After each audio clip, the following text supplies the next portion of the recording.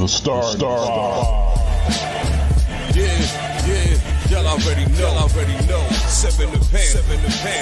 That dude Biz on the beat. Yeah. We live in entertainment. Sound change. Crown the kings, homie. This is where it get ill. About to have the tip off live as a tip drill. From the court to the diamond, to the track, to the big skin, flying around the field, starting five forever, keeping it real. If it matters in the world of sports, jeans and long sleeves, they taking no shorts. Hot the death, oh yes, these other sports podcasts live as a pro's corpse. Biz market wave, the starting five goes off. No matter who you cheer for, emotions out the window, they analyze it with clear thoughts. They take it way deeper than the force ever. No longer got any use for the four letters. The latest news, score stats and the view from the sideline. Ain't no guideline, it's just the truth. Yeah, no need to dig for a pardon line. It's always in season if people start five. We going in on three, run the baseline, start five. We got what you need. In the sports news you see, we don't waste time. We talking cause we live it. We got what you need. We going in on three, run the baseline, start five. We got what you need. And y'all know me, seven sign, I'm the illest cat spit. I got what you need.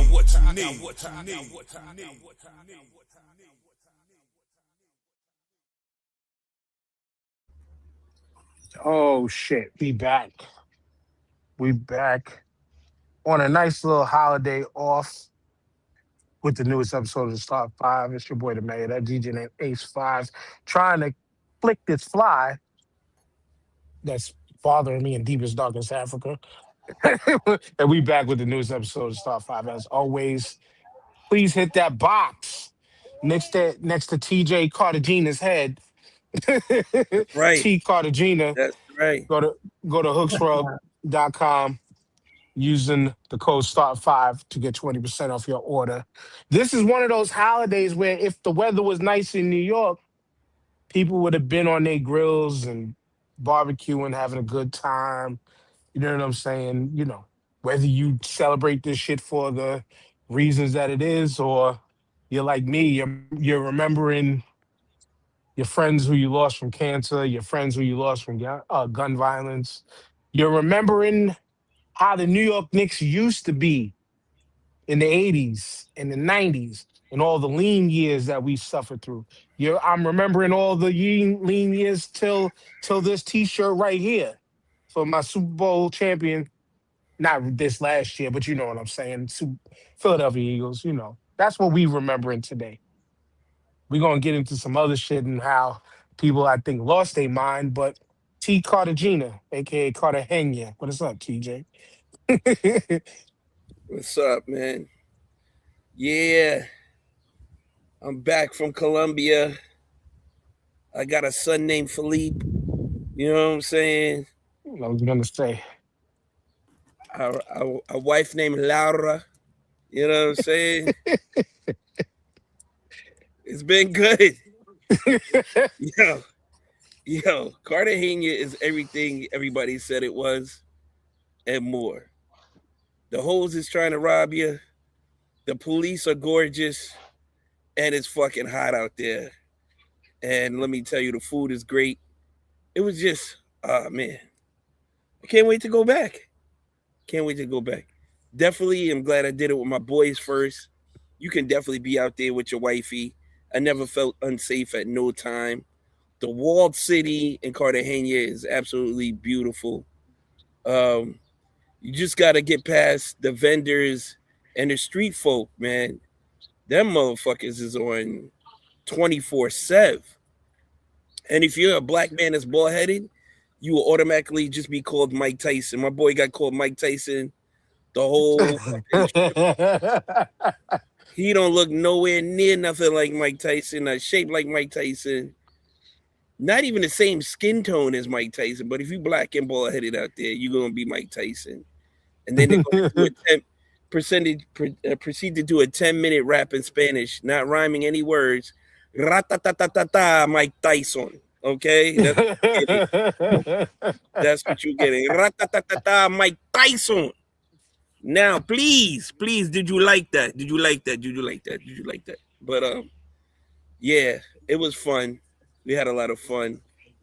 My man, one of my How is the money conversion? yo, so I converted $300 for 170 million pesos. Never walked around with any type of 100 million racks ever in my pocket.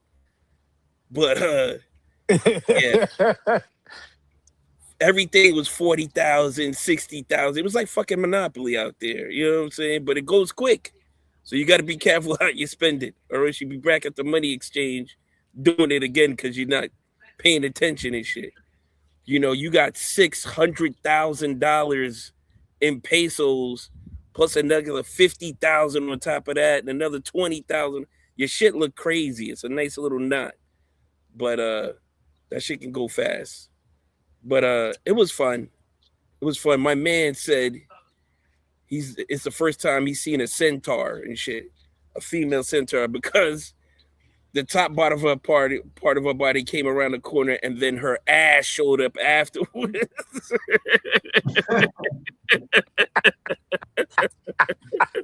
Is that with extra legs and feet?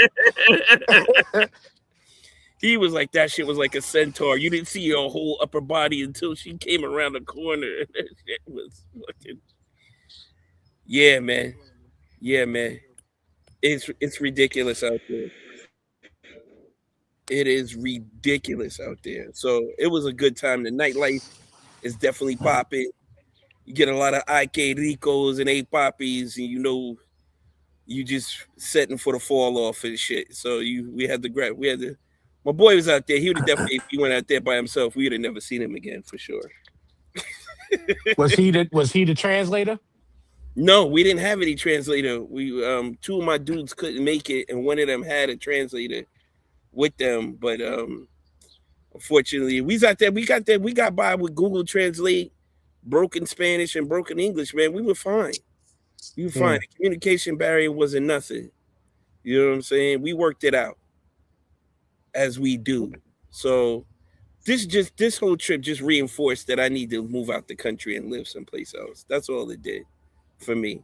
It showed me that I can move anywhere and be good with it and be fine, and I'll be just happy as a pig and shit. So I'm gonna stay the course and stay on the goal of getting to that accomplishment. But man, seeing the rest of the world is fun. I highly suggest everybody go out and do it. Whatever your biases, your preconceptions, whatever you think you have, them shits get totally erased when you in the country for the first time and you're out there. But yeah, man, go experience some shit for yourself, bro. Go experience some shit for yourself. It's you'll never forget it. You'll never forget it. And yeah, man, like I said, check off another space that I can't go. I mean, you could bring the wife. You could definitely bring the wife. There's a bunch of couple shit to do out there. I could definitely see myself bringing a shorty out there and having a phenomenal time. There's no question that you can definitely go out there and bring sand to the beach. Do I suggest 100%, 100%. No, but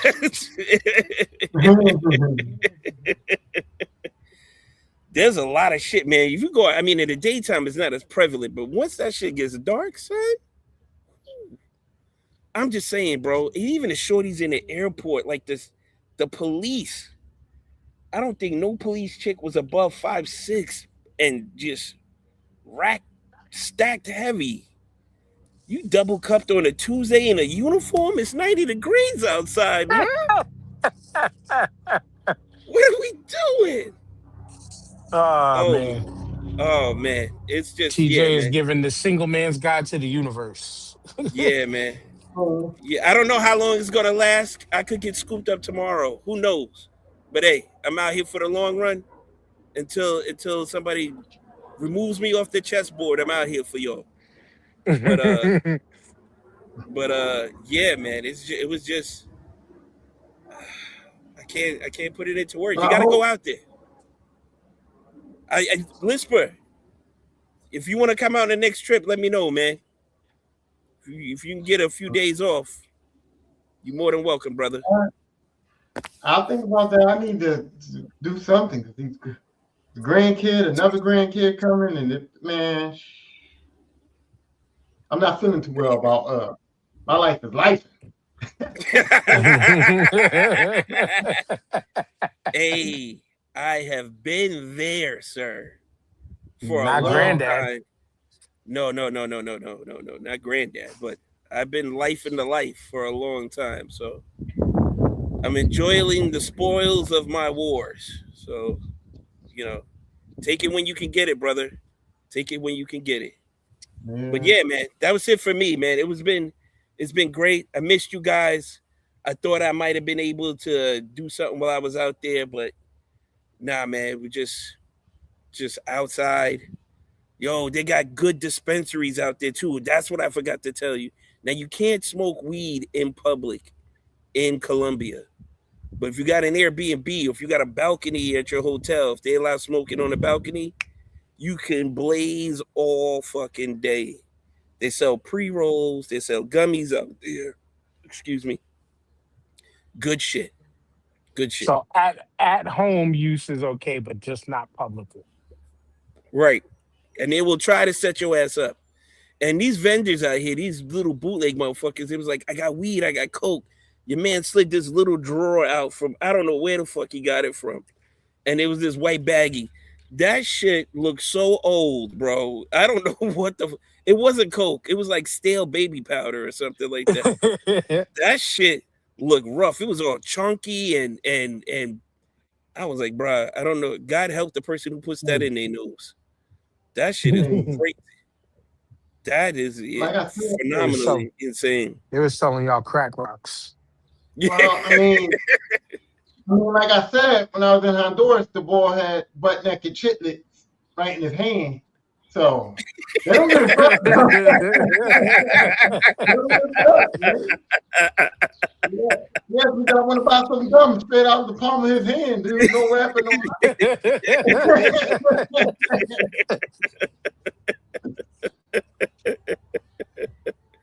What up, I'm a Tyrone? pass.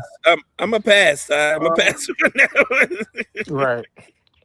Fucking I pre-sucked on pieces of gum. That's crazy. I got Bath salts and pre-sucked shit. gum. I got through the hottest work week of the year fairly easily. I was shocked because usually I get nauseated, I get headaches or something, but this week, it wasn't too bad. So I'm kind of thinking that maybe this might be my best summer yet. Maybe my body has finally adapted to like getting hot or whatever like that. And then I was pissed off because I told these motherfuckers, I said, listen, man, get some squinchers because they got the squincher little electrolyte Kool-Aid pack Jones that they usually give us, and they got squincher like popsicles or whatever, and they're tolerable, you know what I mean? And this motherfucker goes, and he comes, and he thinks he's going to be fancy, thinks he knows better than me. I've been out here for 20 years doing this shit. He gonna go get some liquid IV shit, liquid IV fucking some fancy shit, watermelon flavor, Yeah. grape flavor, whatever. And that shit tastes like if you put Kool-Aid in some salt water or something like dude, the shit was fucking terrible to the point where like if you put it in your water, you couldn't even drink it all because it was so like tastes so salty. It tastes like salty Kool-Aid. You know what I mean? Like if you accidentally put salt in the Kool-Aid instead of the sugar. And I was just like, yo, nobody wants to drink this shit, Pop. Like you done spent all this extra money on some shit that nobody really wants to drink. And he's like, this is the best shit for you, whatever. And I'm telling him, like, we're not professional athletes. We're not playing soccer or basketball, football out this bitch. We just trying to get to a regular work day. You know what I mean? Like, you could have got some Gatorade. You know what I'm saying? But Yo, Tyrone, let me ask you this real quick. So when you was in Honduras in that blazing heat all them years, you didn't have no problems? Your body was fine, or is it just because you were younger? No, I had problems, but Honduras heat is dry. It's like Vegas. Oh, really? 100. Yeah, it's not I didn't know that. humid. It's not humid heat? I thought it would be. No, Oh, I didn't know that. no. What happens is this, right? It's dry heat, so it'll be 110, but it'll be 110 like Vegas 110, kind of dry, kind of like not as irritating and nauseating, right? But here's the problem though. It'll thunderstorm, and then it's like a fucking jungle humid. Like you know what I mean? Like it'll be a So dry heat, and then you'll have a thunderstorm, and that rain will fuck you right so up, Hold when I on. bro. Tyrone, do so you when I know who would this is? Somebody made up like a fake account and is just talking old, making bad old jokes in the comments. Oh I don't know no, who that I is. don't I know. thought that was old being funny and shit.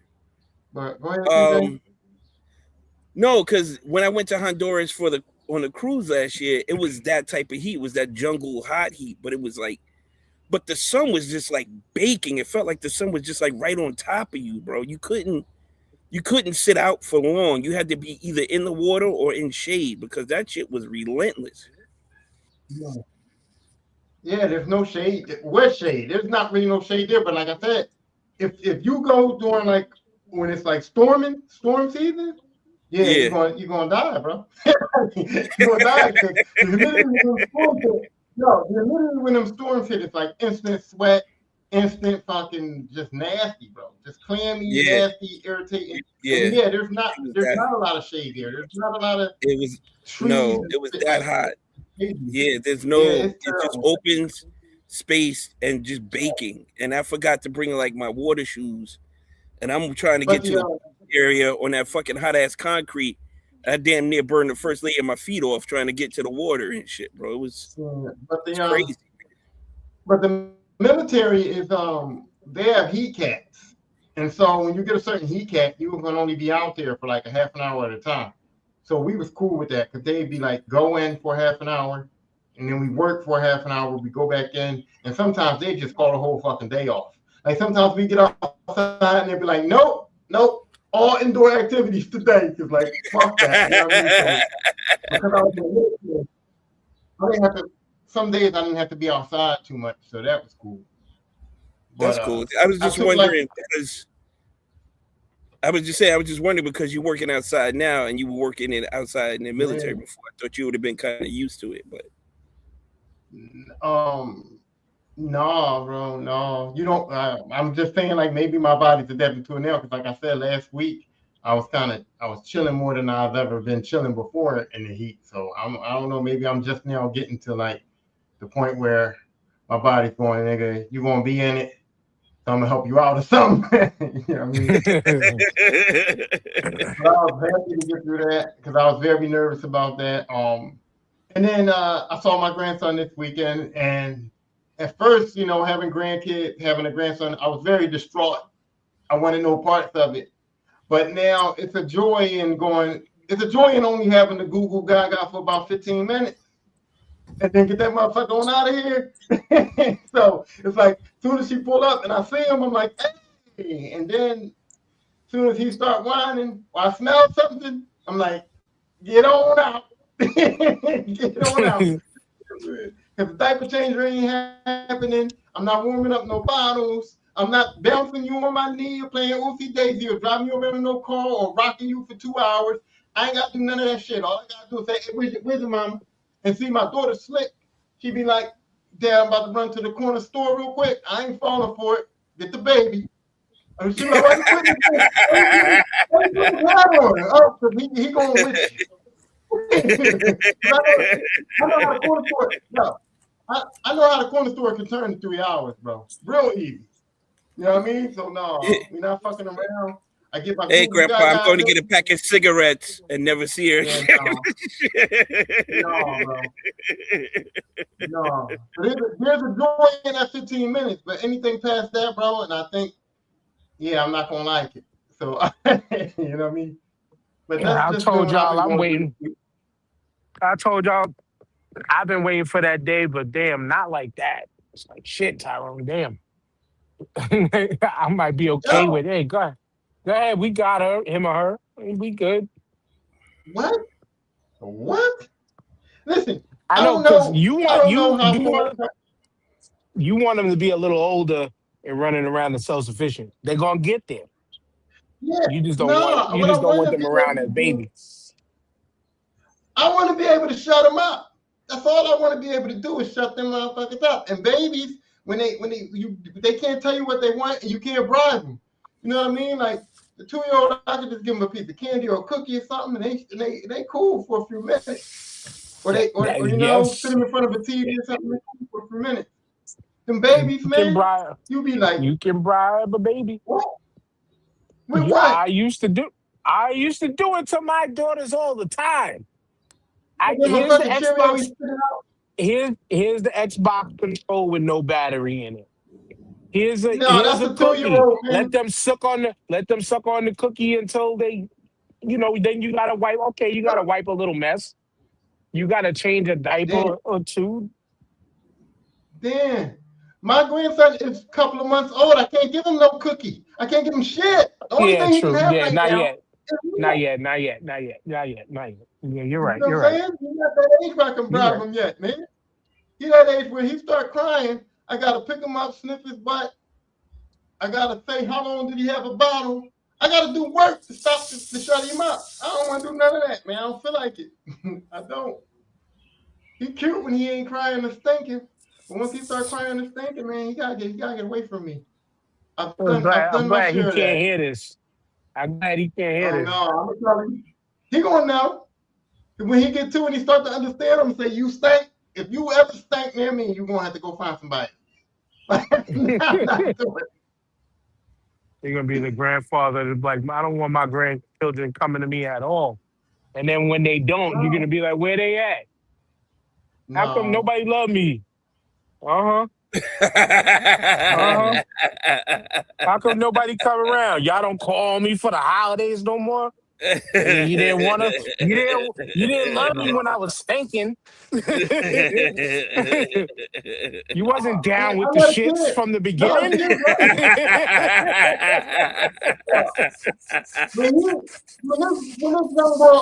When this young boy get like 3 years old, I'm gonna be his favorite person on the planet. When he gets like 3, where he can talk, tell me what he want to do, and we can go do it. I'm down for all the Chuck E. I'm down for all the Chuck E. Cheese. I'm down for all the games, the toys. I'm down for the bouncy houses. I'm down for all of the shit. I just need to know you want to do this shit. And then he's gonna come back, TJ. He's gonna come back and be like, "Well, you wasn't shitting with me in the gym.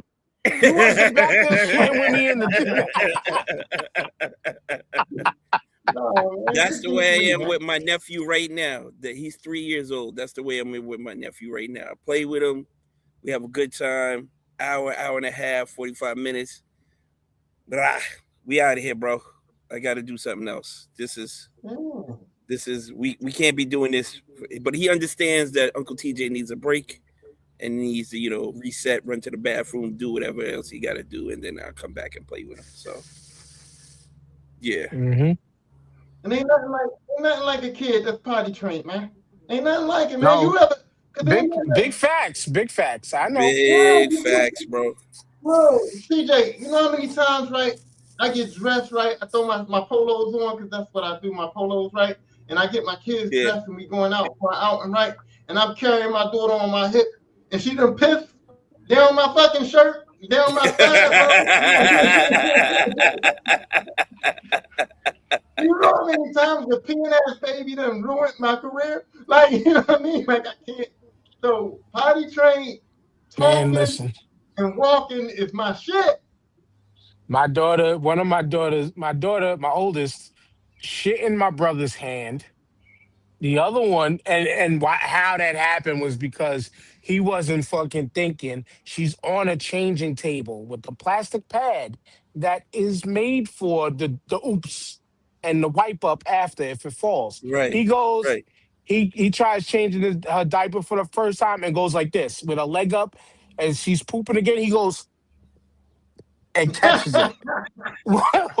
One of them, I think, peed or pooped on my father when we was at like the outdoor water park. It never happened on me, fortunately. They did it to them. So I understand. Don't I understand. But I've been caught out there a couple of times with my daughter. No. Changing it after you done gave it a bath and everything, you done put the A&D ointment on. You about to wrap it up and throw the diaper back on. Here she goes. You know what I'm saying? Yep. And Like she we, laughing, having a good time. they Like, need to learn Yeah. the shit before the shower, not after. yeah, yeah, yeah. They got no control. She just laughing, having a good time. I'm like, oh, you think this is funny? Now I got to TJ, that's redo the the other steps thing. that I've done already again. That's, that's the other thing, bro. These babies don't have no concept of what we got to go through when they do shit like that. And they It's don't not even care. And that pisses me concepts. off more. They don't care, bro. Even if they did, they wouldn't It's care. like, yeah, You know because like how I think crazy? like when the baby shit out the back of the pamper and shits up their back of their clothes, right? And you got to change them and you lift up the pamper and the shit's coming out the back and it's up their back and under their underarms and Yeah, everywhere, right? yeah, And you dealing with that. And that motherfucker laughing. That motherfucker laughing. But Yo, I ain't never hit no baby. I ain't never hit or shake no baby. But sometimes I be like, I understand. You know what? He's laughing. He's we are so laughing far. because he's laughing because you finally understood the assignment and took his clothes off so you can change. Right.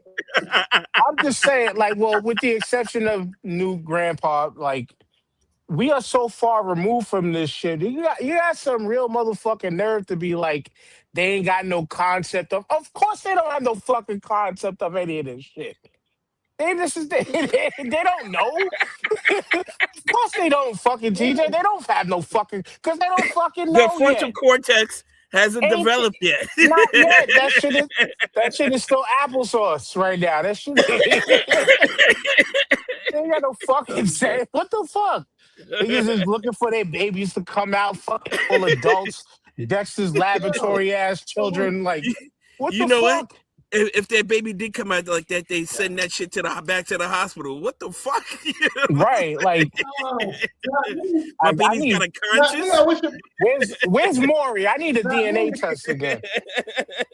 I wish women stay pregnant for 3 years and that baby just came out a straight up 3-year-old, man. That'd be banging. That'd be perfect, dog. That'd be the best. Your kid just come out at 3. Straight up. It's a lot. No, we should be more like horses. Horses come out and they can already walk and get on their giddy up.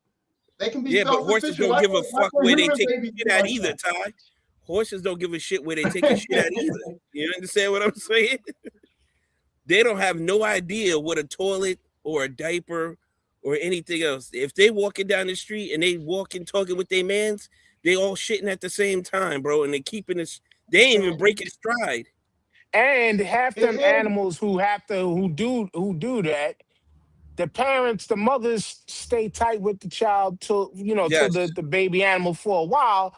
But if them bitches get eaten, they get eaten. Yeah. Yeah.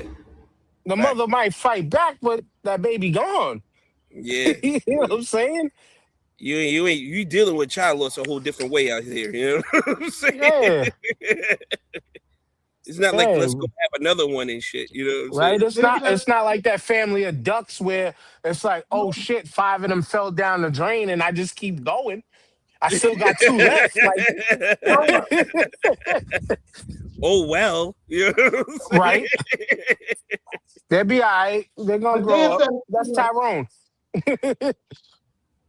But Dan said it too. When he said we all so far out of it, and that's why I don't be understanding when these people be like, my older brother is 15 years older than me. Because I be sitting there going, your parents were 15 years out of the shit, and he had another baby. Like, that's crazy to me. I'm like, man, look, I have 5 kids, and I have 4 kids in a 5-year span on purpose. Because I needed to knock them out. Because I was just like, once I get out of diapers, bro, I'm not getting back into this shit at all. And I wanted a boy, so I was like, look, I'm not even taking no time. I'm knocking these babies out till I get a son, and then I'm quitting, period. And I had my 5th child, my daughter, and I said, you know what? I'm not having a boy. And I went and I got the vasectomy right away. Because I'll be damned. I'll be damned if I be 10 years free of that shit and have a baby. No. I mean, so Ty, that's exactly how me and my brother felt. 14 years, or what is it? I'm 16 years older. Yeah, 16 years older than one sister, and 14 years older than my other sister. So when my first sister was born, me and my brother was like, "Oh man, who the fuck gonna watch this baby? Who's gonna be home with this shit?" We already knew what the answer was, but we had to ask the question. You know what I'm saying? It's like, You like y'all can't be out in and the then, street like that, but y'all can't. Y'all home now. bro, I'm riding around with a car seat in the back. Chicks still thinking, "Oh, you a dad?" I'm like, "Bitch, I'm 22." No, like it's See, my I'm sister. 10 years older than my sister, so my sister's the youngest, and luckily I didn't have to do that stuff. Like I was home, we was home with her Yeah, and shit like that, but right, that was right. it. Like it wasn't nothing, it wasn't that crazy. Like my Nah, oldest my is that now, but she's only 4. I think 5, from her youngest sister, the and it's main cool. reason me and my youngest sister are so tight is I had to drag her everywhere with me because my Right. other sister was in school. So I'm running around with a 2-year-old. You know what I'm saying? I'm Right, right, going to my job to pick up my check. She's on my back. You know what I'm saying? Like I'm going to get right. my Sega Genesis. She at the store with me and shit. You know what I'm saying? It's just like I had to bring her everywhere with me, and it was just like, bro, come on, man. Everybody's Right. like, "Oh, I got a your daughter's so cute," and we looked alike. So it was like, "Your daughter's so cute." I'm like, nah, I'm just the older brother. Nah, man, you don't have to lie. You don't have to lie to us, man. Just be happy you got your kid. I was like, wow, okay, this is what's gonna Does be. this give me a discount? If this don't give me a discount, then I'll lie. Wouldn't even give me no phone number, so I don't know Hmm. what the purpose was. But yeah, yeah. Luckily, you didn't have to go through that, Dan. You Hmm. dodged your bullet there. And I'm a-okay with that. Actually, but we did, like my nephew was the only son, if you want to say. Because like when me and my wife first started dating and all that stuff, like he was our tag along because his mom was going and hanging out and shit like that. And Mm-hmm. so that would be we was always up in my sister-in-law's spot.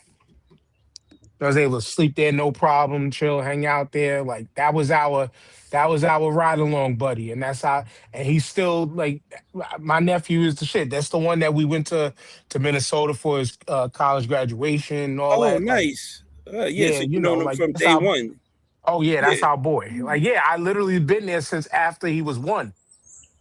yeah, that's Since dope. like shortly after he was 1. So that's our boy. But like that's the one time and how I experienced that was through my nephew. man, Dope. but it ain't nothing like the kids that you can give back though. Like my nephew, my daughter had a Right. my sister had a baby when she was 16, and so my nephew was around as a baby when I was during my teenage years, and I took him places with me, and I mean, and I had the same thing going on with like TJ said. People like, oh, your son, and I was like, no, no, this is my nephew, blah blah blah, like that. But thing was, I could get that motherfucker back. And that was the cool part about it. On days that I didn't feel like it, I could say, hey, sis, get your baby. And I can roll out and do my own thing. You know what I mean? So it's like, it's different when it's yours. And you can't Yeah, give I it to know. nobody. It's You just know the what I mean? way the Like, way the way you say it makes it sound so vicious though.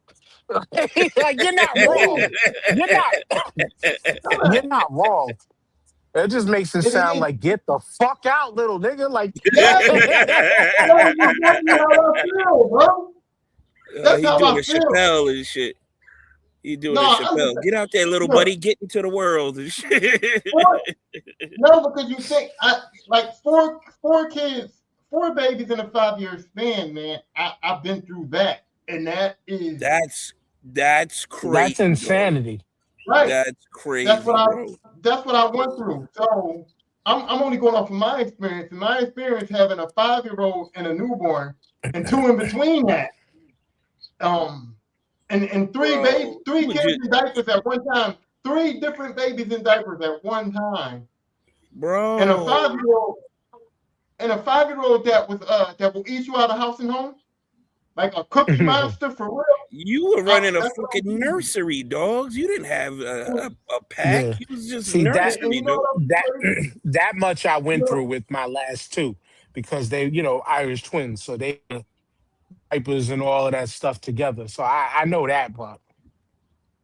and and right after, and I mean immediately after my last baby was born, I think she was about, I say, 4 months, and that's when my ex-wife decided that she wanted to hit the streets. So from the time I got home from work to the time I got up from work, I had all the babies. My wife God was out. damn. No, from the time soon as I got home from work, she lined them up on the couch like a lineup, and she was like, "See you in the morning," and was gone. See, no disrespect, no disrespect at all, but I slightly understand because you got her knocked up all that fucking time, 4 years gone. You got to try to find yourself again a little bit. So I understand, but I also feel you. I feel for you because you had to go through. I mean, they yours. You only did the right thing. You know what I'm saying? You only did the right. Oh my goodness, you were dad. You know what I'm saying? But I understand her because it's like, yo, like this nigga got me fucking pregnant for 4 years straight. You gotta live I a little wasn't bit. mad. You got, I wasn't mad at it. I mean, we stayed together for 11 more years after that. I wasn't mad at her. I let her, Huh? she had a All short yeah, right. course, whatever. Yeah. I stayed, Yeah, that's what's up. and it just got to the point where it was like the kids were older, and it was 10 years after that, and she was still kind of wanting to be in the yeah, streets. And I'm like, yo, like it's time to sit yeah. I your get ass it. Yeah, down. yeah, She didn't want to. So, yeah, we had to, we couldn't agree upon that. You know what I mean? yeah, Yeah. yeah, yeah, yeah. Understood there. Definitely understand there. Definitely understand there. But something we can't agree on is TJ. I wish the other Giants fans were here. Your boy Jackson Dart. Now let's get this out the I'll, way. I'll fall on Let's the I'll fall on the shield for this one. I'll let's fall on the let's shield. get this let's get this totally out the way. Your boy has every right to express himself in that manner. Absolutely. Has every single right to do as he feels in that way. It's what makes But this like country great. You can allegedly, express yourself. allegedly. But like I will say like this guy on Instagram. So for those who don't know, again, Jackson Dart and upstate New York introduced the president to come out and speak on behalf on somebody he is endorsing to run for, I guess, Congress or Senate, one of the two. It's in one of them upstate, redneck West Bubblefuck places that they usually, most of the upper state of New York is red. But Jackson Dart decided to come out and on some big blue nation, big blue. Let's go blue. Can I get a big blue? Like putting that New York Giants stamp on this moment. I mean, if you already know the Tish has done supported his campaign and all that or whatever, whatever. You know what I'm saying? But man, listen, this is year what number 2 or 3 for him, and Two. he's Two. already He was a this is rookie. year He was a rookie yeah last year. this is year number 2, and he's already setting fire to a lot of his teammates. I'm sure y'all seen the tweet from Abdul Carter who was like, "Yo, I thought this was AI, and it's not." I could only imagine how a lot of the other black and people of color teammates who don't ride Coaches. with shit like that, Yeah. coaches, like I don't know where Harbaugh stands in the political realm of things and all that, but just damn it, man. Way to put a target on your head. Thank you. Thank you. Thank you for putting this target on your head. Because like I said before, my quarterback would never, and my quarterback didn't. I don't think Tyrone's quarterback would, and they're closer to DC. But man, y'all had so much promise with this backfield of him and Cam's. I don't believe it's CTE Scatterboo. Now I'm just looking at y'all like y'all the dumbest mother. Y'all got 2 space cadets, but that's just my personal opinion on this shit. You got 2 space cadets out there. One guy who don't believe in CTE, and the other guy is up there talking for Trump like he got CTE. But that's y'all problem. We just got to I just beat don't. y'all up. I just don't understand. He's got one of the best left tackles in all the league protecting his blind side, who happens to be a black man. You know what I'm saying? This dude is one of the top left tackles in all the NFL, top 3, top 5, wherever you want to put him at. He's that good at his job. Now, you got to have a conversation with this guy to keep on doing his job, because you might say something. He'd be like, all right, yeah, no problem, young blood. First game of the season, he goes down and grab his knee. It's open season on your boy back there. That right there, I've told my story about that before, where I was on the sidelines on my crutches. This is my first year I played, and I broke my leg, got the plate and Yep. 4 screws. And my man who was my backup, the QB decided to be all like this in his face. My man turned to me, he said, yo, watch this. And my man snapped the ball and never left his stance. And dude got rocked immediately. I was on the sidelines dying laughing because I was the only one who knew. I was the only one who knew. And even if he didn't say that to me, I would have picked it up. Because what you never do is you never go against your offensive line. Those are the people who have your life in their hands. Yes, I said it's the like offensive line has your life.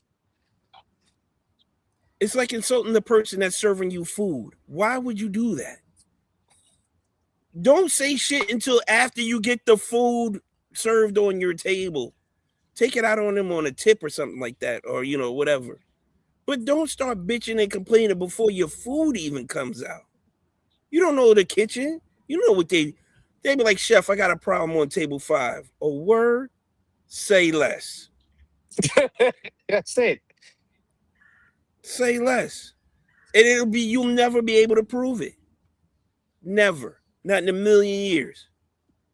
You'll never be able to prove it. But that shit right there, like Dan said, you fucking with a man's livelihood, career, and paycheck. Now, you get cracked, you get rocked, concussion protocol, whatever. You out 3-4 weeks. The team understands the assignment, and you know what? They're going to play hard for the backup. They're going to make sure the backup is going to get, wide receivers are going to magically get open. You know what I'm saying? Like, the hole is going to be open wider for the running back coming through that hole right now because, hey, listen, when this motherfucker comes back, we hope he understands what it is, and we'll keep on pressing on from that. It shouldn't even be a discussion at that point. You come back, I'm sorry, I apologize, whatever.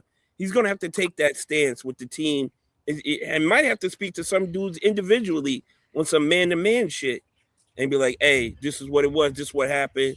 You know, I wasn't thinking. Whatever he needs to say it to them. At least come to them as men to respect what he did, and then they can hash it out from there. Right. That I agree with. Because in football, a lot of these guys have different feelings and affiliations politically, privately, whatever you want to call. Mm-hmm. But they still respect each other when it comes to being on the field and getting that check. They still respect each other, and they don't want to hurt the growth of the team if it's going to benefit the whole team moving forward. Until that happens, I won't know. Maybe he'll do it in training camp. Maybe he'll do it in OTAs or whatever. But he needs to address this privately. He doesn't have to say nothing personal publicly. It needs to be done behind what's in-house needs to stay in-house. That's an in-house issue. You keep saying no. Why? Because I feel like this. I feel like if we talking about respect, then if you respect me and you respect my political views or whatever, I don't gotta explain shit to you. I'm MAGA. That's it. And if you got respect for me, you gotta accept that I'm MAGA. We don't have to be friends. I don't have to be at your dinner table. We work. We got a relationship. But Tyrone, A lot of guys don't talk like that in the locker room. They just there to do their job. They're not Right. hanging out with each other, having these Right. conversations. So when you do that, So then you need to look at the Bosa brothers, right? They MAGA heavy, but their teammates know that and they respect that. That's it. I'm sure right. he spoke to a couple of them dudes on the side and be like, "Hey, as long as you don't bring that shit Why? in the locker room, you don't bring it around me, we But good." but those two do well.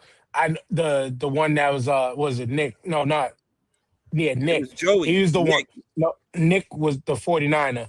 He brought it into the locker room with the hats, always wearing the different color hats and shit like that. And what you're trying to explain is yes, there's every locker room comes from so many different types. There's so many variables Backgrounds. Yes. in a Yeah. locker room. And what Tyrone is saying with the respect thing, generally, yes, you should be able to respect enough to put that stuff to the side and thing. But the only difference here is in how much of a public setting he kind of like stamped his flag. And that's where, especially with your fucking offensive lineman, you need to have that conversation. Because what this administration it's what this administration is doing now to people who look like Abdul Carter, who look like us, to people who, like they have no respect for us.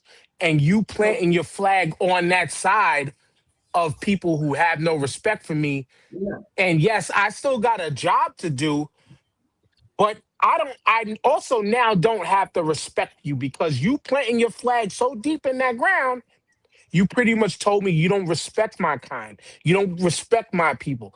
And it's something that if you haven't, I've fortunately never experienced this in locker room settings. I've never experienced this shit. Me neither have But I. this shit, but this Teams. shit, Yeah. but this, yeah, because we came up in eras where stuff like this wasn't. But It yeah, wasn't it like wasn't. this. Yeah, It we didn't wasn't even like talk about this. no shit. Like, yeah, it wasn't like this.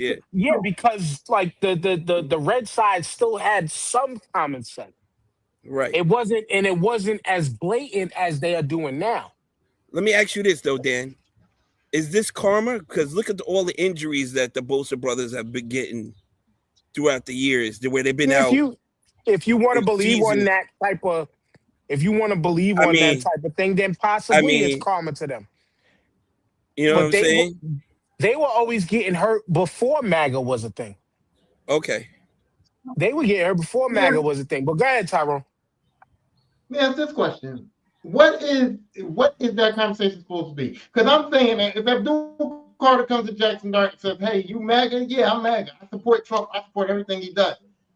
Or what? Is Jackson Dart supposed to go to these guys and say, "Oh no, I just did that. I'm not MAGA." Is he supposed to No, lie about it? no, no, no, no, no. We're What not can he saying say? that. We're not What, saying what can he we're say not to saying clear this shit up? So is he that. gonna hit you with the "Yeah, I'm racist, but I like you" though? Like, what can he say?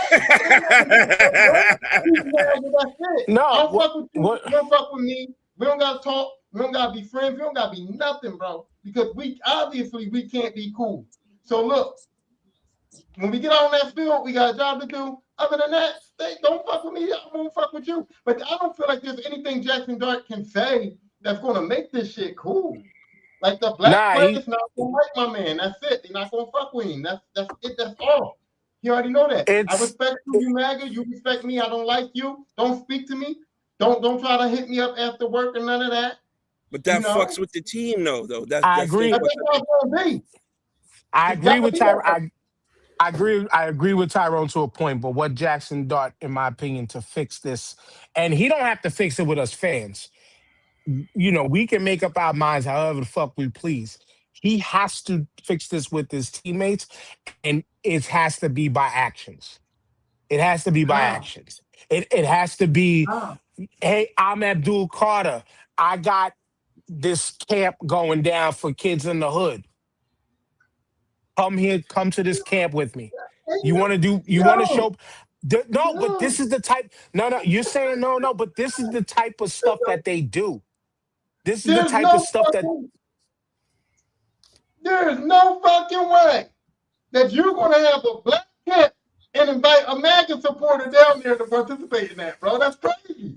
You're That's not down because fucking you didn't because you didn't let me finish. If you are right. going to try to correct your path, that is what you do.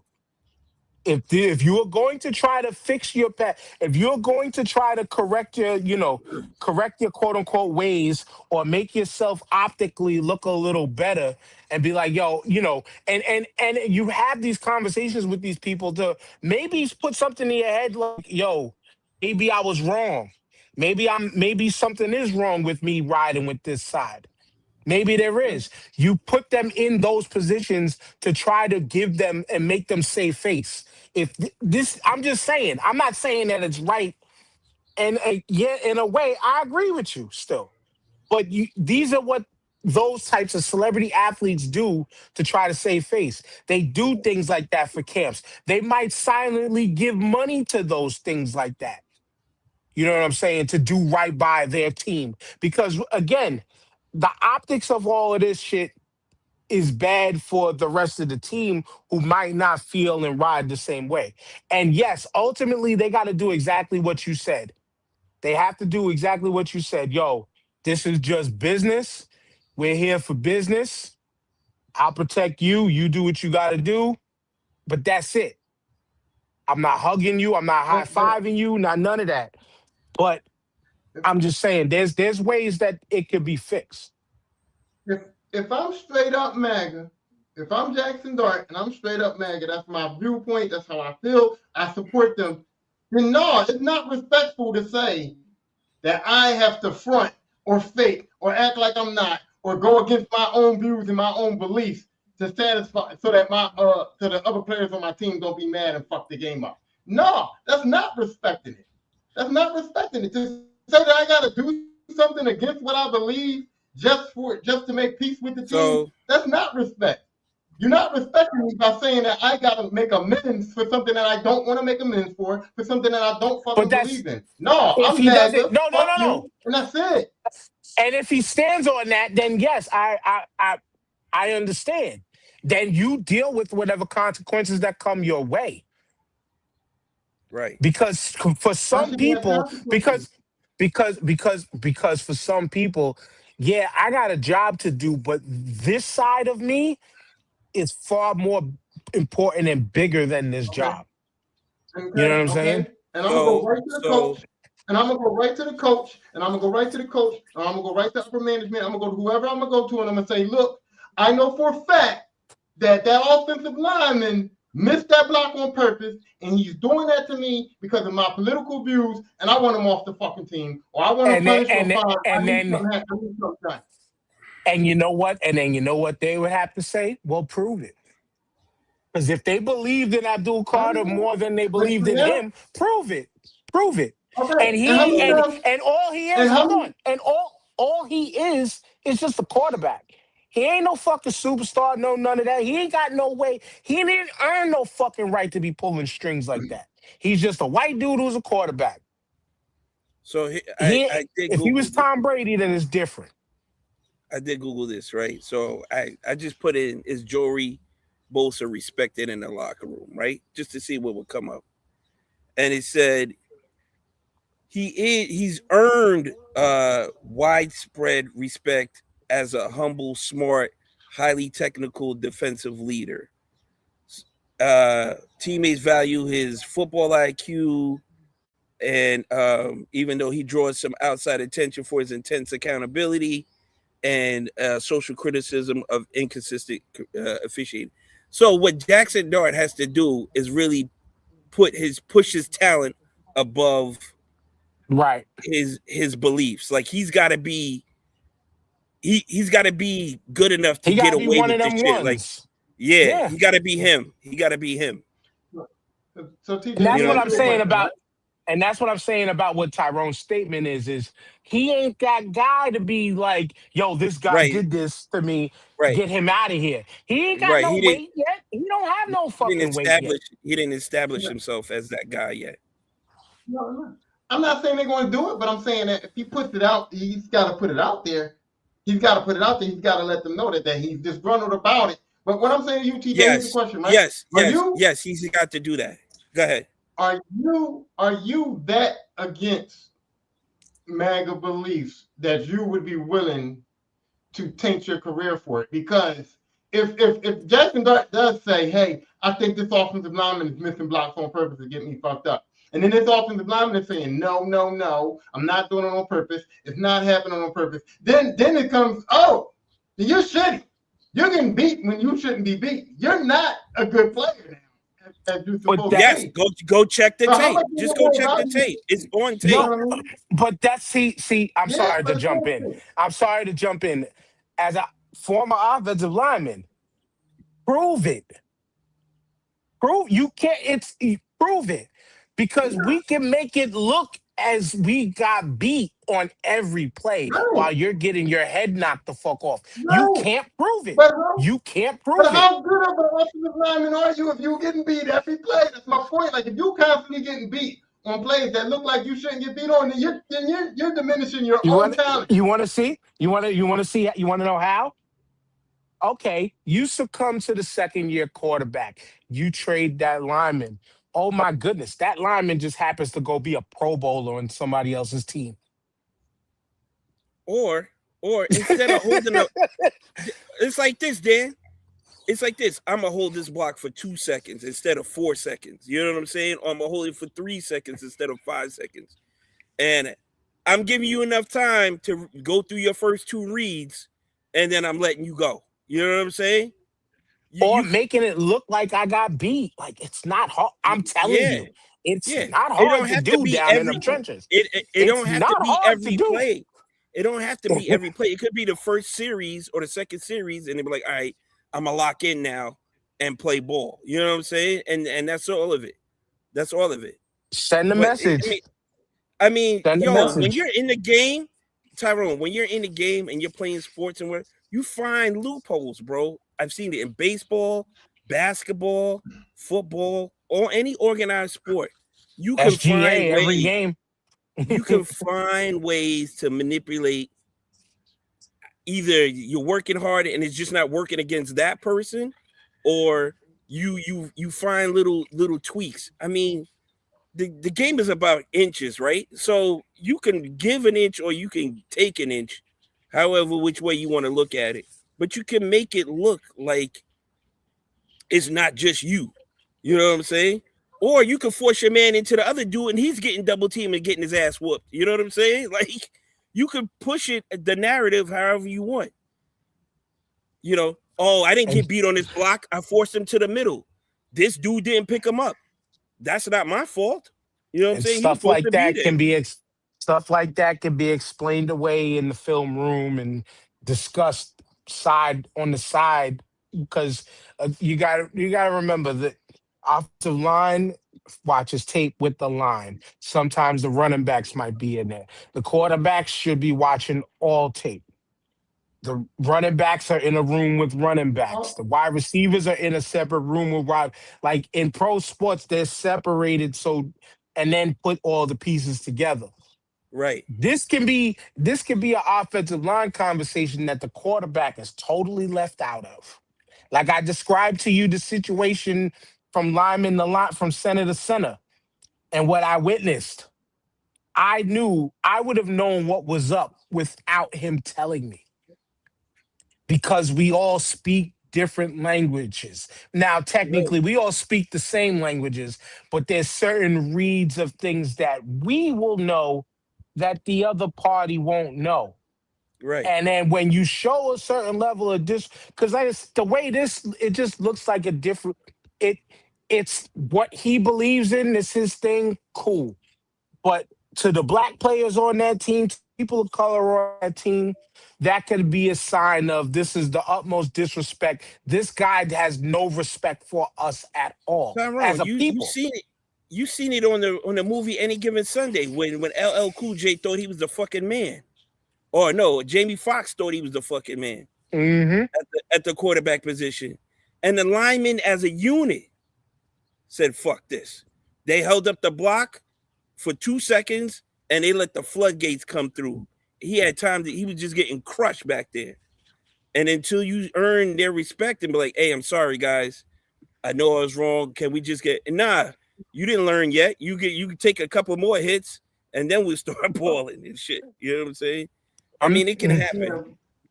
It Just can saying happen. from a I'm saying like standpoint, I was there. It's like it can happen. is that gonna make some? But that's not gonna. I don't know what that's gonna do. That's gonna. It's not gonna. It's not gonna help the locker room. It's gonna. It's not gonna change his political views. Yeah, you can change a person's attitude. You can change how a person does things, but he doesn't have an attitude that needs to be changed. He doesn't have nothing that needs to be changed. He's not doing nothing in the locker room to let them know he's MAGA or whatever the case may Well, be. You know we what I'm don't saying? know that But yet. We don't know if that. he This was, is it would just have year came out two. already. Somebody would have said something last year. If this kid would have been in there doing Not really. or acting some kind of way, somebody would have said something. So now every story you hear now, but now everything that comes out that locker room now is going to be because he's MAGA, bro. You know what I mean? Now, why I will disagree with that statement is because we just talked about the Bosa brothers before, and nobody said a thing about that stuff. They decided. Well, Nick was the one that decided to, because Joey, we none of that. We didn't know nothing of none of that when it came to Joey. Nick was the No. one who came out with pause with his dick on the table in that realm. But the locker room kept whatever they have in the locker room quiet. So Right. once again, we don't know. We don't need to know what they're going to do, if they're going to hold him accountable in certain ways here and there, whatever the case may be. And But you know it's what, up to Dan? them. It's up to them to decide how are they going to work with him. We are just Nobody really outsiders talking. asks his teammates about how they feel about it. I haven't seen an interview yet about, how do you feel about Joey's political views or whatever with the MAGA shit. Like, that shit is in house. Like, they don't even discuss it outside in separate interviews. Nobody asks. No sports reporter I have Yeah, we seen never hear them is talk about Nick like that. We don't hear them yeah, outside of talking about yeah, Nick, because that could right, have been something that they've already contained. Whether he chooses to put, right, like I said, he put his dick on the table in a certain way early to where we know where he stands outside of their locker room. But right. inside their locker room, they might deal with him in a different manner, or he could be just representing himself and putting up a totally different person that's outside of what he puts on camera post game. Or the locker room is like, yo, when we in here, it's winning time. So we just gonna focus on winning. You know what I'm saying? All that outside shit you do, whatever, you keep Right. that. Just make sure you keep it outside. When we in here, we're not bringing none of that shit up. We just gonna And keep it 100. and it goes to what Tyrone mentioned before. Like, yeah, like Right, it's right, business when we on the field, but off the right, field, we ain't fucking with you. Do what you do. right, right. But that still there needs to be a Just conversation that has to be yes, had. yes, That's the yes. conversation that has to be had. It's an easy conversation. If you don't fuck with somebody and they say, "Hey, I'm doing this after work," if they come up to you and they go, "Hey," like any job, if somebody at your job come up to you and Right. go, "TJ, I'm having a little shindig at my crib after work. If you want to stop through," you go, "No, man, I don't fuck with you. I don't fuck with you. I'm not coming to no shindig." Why would you even think you invite me? No, we ain't cool. Don't call me. I'm not following you on Facebook, no Snapchat. Like, you just, Right, right, that's that simple. right. When we at work, we at work. I gotta talk to you at work, and that's it. Yeah. So, like I said, it still has to be a conversation, though. It just can't go unfettered like that. But we'll see what happens, man. I mean, we're trying to live on this high right now, and we got to deal with this shit came out of left field. But we'll see. We'll see what happens. I mean, the season's 4 months away, so we'll cross that bridge when we get to it. Like right now, I'm here thinking about the dude that y'all drafted, talking about, yo, I'm ready to die for. Are you really ready to die for this shit now? You know what I'm saying? Like, are you? This is are you dying on this hill? Well, I didn't Are you dying know. on I this? didn't know. I didn't know. I did not Right. know his Right. political beliefs. You know what I'm saying? But we're gonna keep that off the sidelines. We're gonna keep that shit on the sidelines. But when we step on the field, I'll die for him on the field. That's what I meant. I'll die Yes, sir. playing. I'll die playing for you. Not at the nightclub. I'm not dying for you there. That's right. Well, Not at the well, MAGA maybe, rally. Nah. or maybe we got this a little bit fucked up. Maybe we can say, hey, Jaxon Dart's not MAGA or whatever. He's a young kid. He's starting out his NFL career. He's looking for, he's going to be looking for endorsements and things like that. He got offered a chance to introduce the president of the United States, and he just, he didn't read the room properly. And he just was like, you know what, I'm going to take this on. I'm a big name in New York. He might have just been trying to get his, get his endorsements, his money up, not thinking, not properly reading the room. And when they go to lock him, he might be like, I'm not MAGA, bro. I just got offered a thing to do, and I maybe I stupidly chose to do it. My bad. And we can keep it moving like that. We don't know if this dude is like MAGA. You know what I mean? Right. So maybe it was just something where a young kid. So that right there, Tyrone, that right there goes back to why I said, so if I'm stupid, my bad. Yo, here's how I'm gonna make it up to y'all. Hey, Abdul, you running a camp? Yo, let me come through. Hey, yo, Malik Neighbors, yo, you running a camp? Like Malik Neighbors, I think, is doing something soon on Staten Island at CSI. Yo, let me come with you. Even though Staten Island actually, they'll come running Jaxon Dart or to jerk Jaxon Dart. Like, oh yes, thank you, brother. MAGA all day. Yeah, because it's Staten Island, but whatever. But that's if that's what you're standing on, then you go the route of what I mentioned before. You make it up by doing great action in the community. You do it by that and be like, yeah, you know what? I was just, hey, MAGA's dumb as hell. They give people checks to fake for them all the time. I just did it for the check. All right, cool. But do you understand? Yes, I understand the consequences of what I did. Here's how I'm gonna make it up. You know what? Piece of that check is going to this foundation. And that's if he got challenged in the public like that. He don't need to come back to the public with that shit. If he got challenged by the public like that. Yeah. It all comes back to still having that conversation. That's all we're saying. That's all we're saying. Just gotta have a conversation. That's all we're saying. Just have a conversation.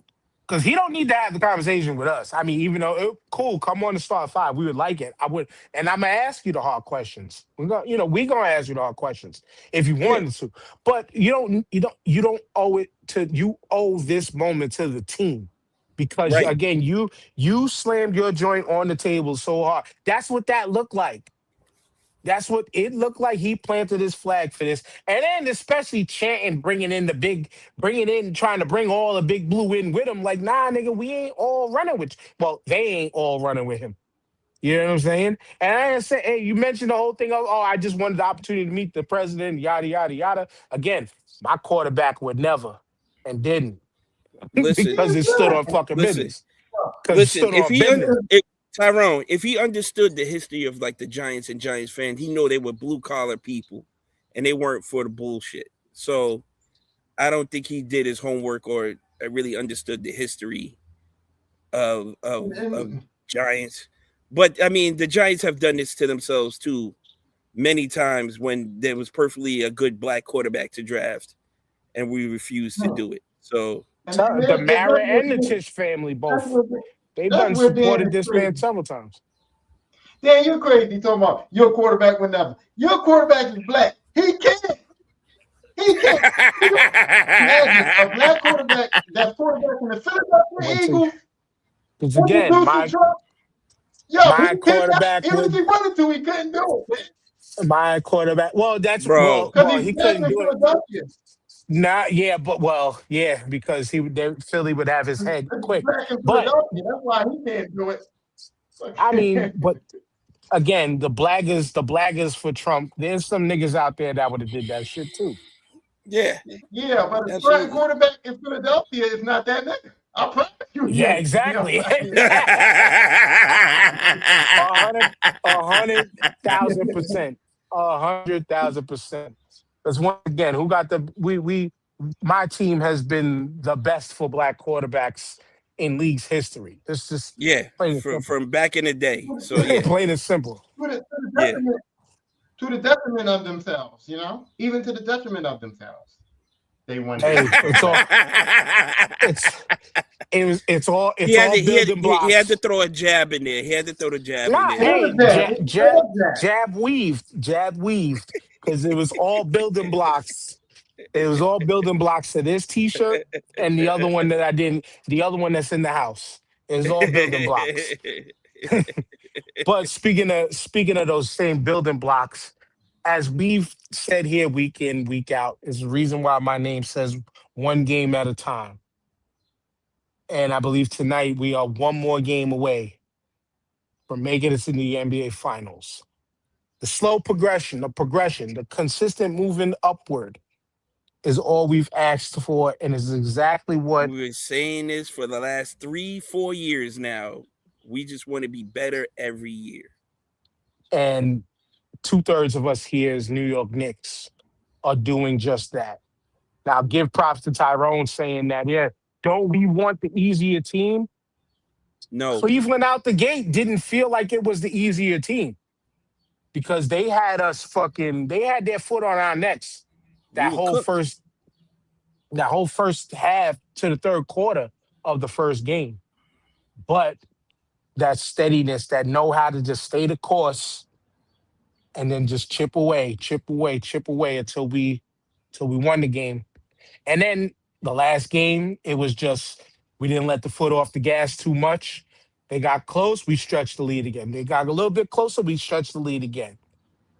Again, I'm not pushing too far. I'm not Cavs and Knicks in 4, none of that shit. But TJ, it's possible. It's possible. Listen, every time they take the floor, they're doing something historic. This is not just a good team that's willing its way to win and win it by 8, win it by 6, clutch bucket here. No, we are mopping these dudes up. Best 3-point percentage, best 2-point percentage, the number 1 defense in the entire playoffs. The entire playoffs. The number 2 offense by like percentage points. The biggest lead at halftime, the biggest blowout ever. The point differential is insane for the 10-game winning streak that they have. They are they're an offensive juggernaut right now. Offense, juggernaut, and Knicks do not even fit in the same sentence. We have never seen this type of basketball played by this type of team ever. And the defense is just as locked in as the offense is. Everybody knows their role. Everybody knows where they got to be at. Everybody knows what they got to do. And if they're not doing it, shout out to Coach Mike Brown for stepping in and making the right subs, calling the right numbers when he needs to. Mikal Bridges, nobody's talking about them picks now. Man's averaging 21, 22 points a game. Hitting middies, fast breaks, getting into the lanes and deflecting passes, blocks. He's even rebounding now. And what I like, TJ, too, is, not to cut you, but I like that what the team is doing right now is it's not no one person that's like doing the load is on them, pause, the whole game. It's like the spreading of the wealth where it's like one night fucking Josh Hart's hitting 23, 25, 27 points. Then the next night it's Brunson. Then the next night it's Cat. Then the next night it's OG. Then it's showing that everybody has got their hands Everybody's on this. eating. Everybody's eating. Everybody's eating and everybody's comfortable. If they see the game tight, give the ball to Brunson and move out the way. Just move out the way. And that's what it is. Just, if the game is tight and we need a bucket, we're going to go to our superstar because he's going to get us that bucket. You saw it when they came back from 22 down. Your man Brunson went on like a 16-0 streak by himself. And they weren't easy shots. He was taking difficult pull-ups, crazy angle layups, step back threes.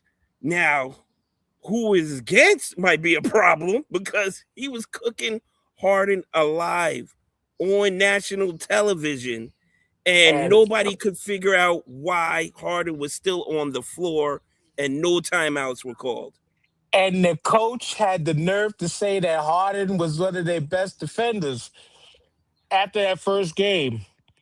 Everybody called that bullshit as soon as he said. After he said it, they said Harden is my best defender, and everybody, even all the analysts, was giving him that like that. Well, Come on, son. They get him with the head up. Come on, son. well, he also said that analytically, Cleveland is winning the series. So Yeah. He said they won. So what's wrong with him? You know what I mean? Your man is living in a land of make believe right now. I don't know what it is. Dennis Schroeder is on the bench, and he's been known to give Brunson problems from time to time, especially in the playoffs when they matched up once against each other. But I mean, if you got to take Harden off the floor to stop Brunson, you got to do something. But now it's not just Harden. They have literally nobody on that team that can guard OG. Nobody. Who's matching up with OG? He can drive to the basket whenever he wants and get a bucket. Bridges is playing out of his mind right now. You got to keep a body on him. When they took Josh out the other night and they brought in Shamet, and Shamet already hits like 2 or 3 threes in a row. It's like, where does it stop? And then Hart the next game, because he said, I'm not getting pulled out no more for Shamet because I can't hit no threes. That motherfucker turned around and he hit 5 threes. God, Shamet.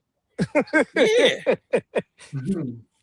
You know, it's always, like Dan said, it's always somebody showing up. Deuce going off against Philly with 8 3-pointers.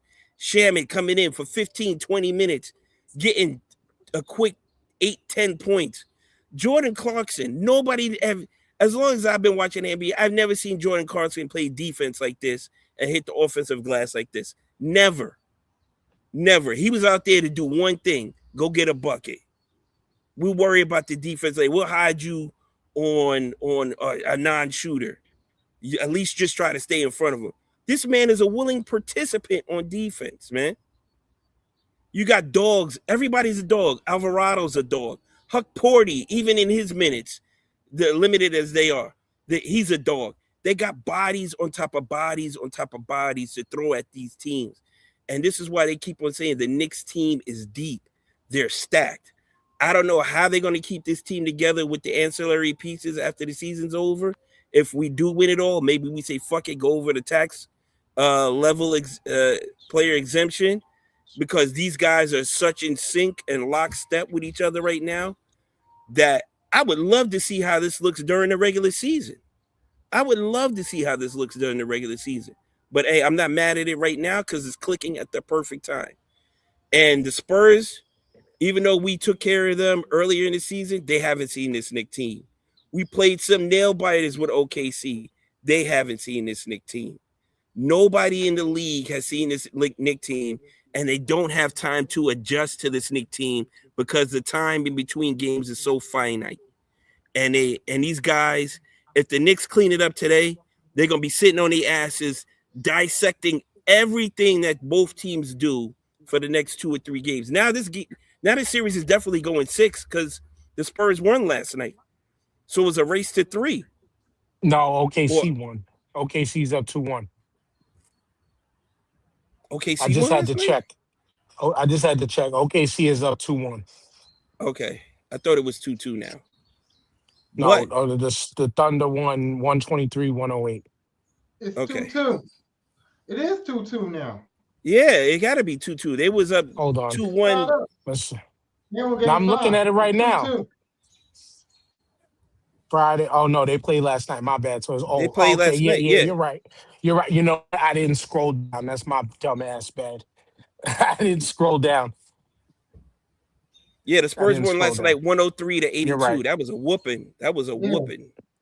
Yeah, They won by they beat 20, them bad. 21. Yeah, they beat them bad last night. So you don't think the Knicks? Listen, this is where I give props to Jalen Brunson at. He has all these guys locked in. They keep on saying after every game they win, oh, it's back to 0-0. We won last night's game, but it's back to 0. you see the announcers from the other teams. Like I'm watching all the film tapes of like all these people, and they're like the Knicks are playing like they're desperate. The Knicks are playing like they're down 0-3 in this series, not up 3-0. That's how you should play. That's the hunger that this team's got.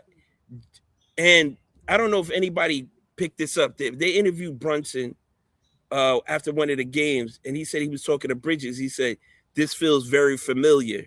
And he wouldn't elaborate on it. But he said, this feels very familiar. We know what we got to do. And I know exactly what he's talking about. Who said I that know. too? Who's been saying this? Who's been saying this to y'all? I Listen, told you. I've been saying it. That's why I listen. said one game at a time. They're definitely treating this like a death knell situation, like they back in the Final Four type shit. Every game matters. Every game matters. And they're playing just like this. And it helps he's got 2 of the 3 dudes, 5 dudes on his team who also experienced this. They know what Jalen Brunson locked in is like. They know how to take direction from him. That comeback, he was yelling at them on the sidelines when they were down 22 to lock in and do better. Standing up on the bench, right? Yeah. He's got these dudes all on one. Everybody is ready to run through a wall for this guy right now. When they come out, it's go time. I know what I need to do. And I love my 90s Knicks. That's where my heart is forever. But we ain't never had it like this, dogs. We ain't never. Nah. It feels completely foreign to me right now. I am not lying. Like, what the fuck am I watching? Because Right. I've never seen this display of offense and defense. It's like they're fucking around with it. Oh, you cut the lead to 12? We're going to go on a 10-0 run right now. You thought you was close? I got to try harder. You better try harder. Oh, you got to be quicker than that. Yeah. I'll tell you this. For me watching the playoffs, and I never, ever, ever felt this way in my entire life of watching NBA basketball. For me watching the playoffs right now, with the Final Four that's in this league, what I'm looking at right now, the Knicks are the best team left. And I say that because Cleveland is getting destroyed, and they're probably, even if they do squeak out a game, they're 5 games out, and it hasn't been close. But when I look at the other side, and I look at the West, and I look at OKC, and I look at San Antonio, you said something about the Knicks that neither one of these teams are doing. You said they're keeping their foot on the gas and keeping their foot on the throat. I saw San Antonio let up off the gas and lose a game. I saw OKC quit. Last night, OKC fucking quit. Okay? And the game before that, San Antonio took their foot off the gas and lost the lead and got their ass bust. So when I'm looking at these teams and I'm going, OKC is taking this shit for granted. OKC is over there taking this championship for granted.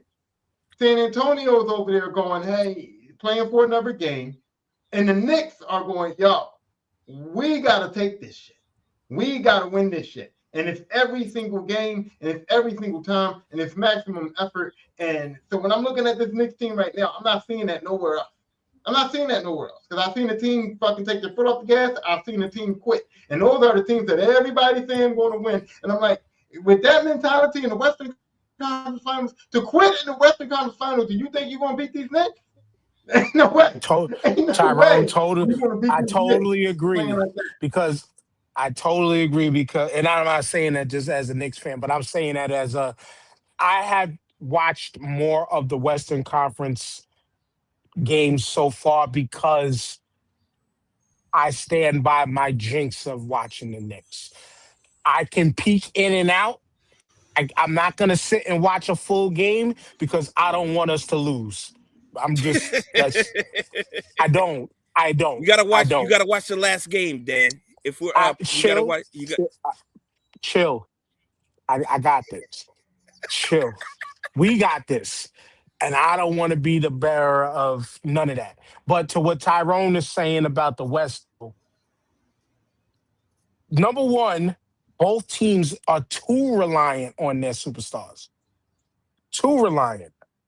SGA. There's a video I seen today. This guy he made a video saying SGA outside of NBA rules is just a regular basketball player.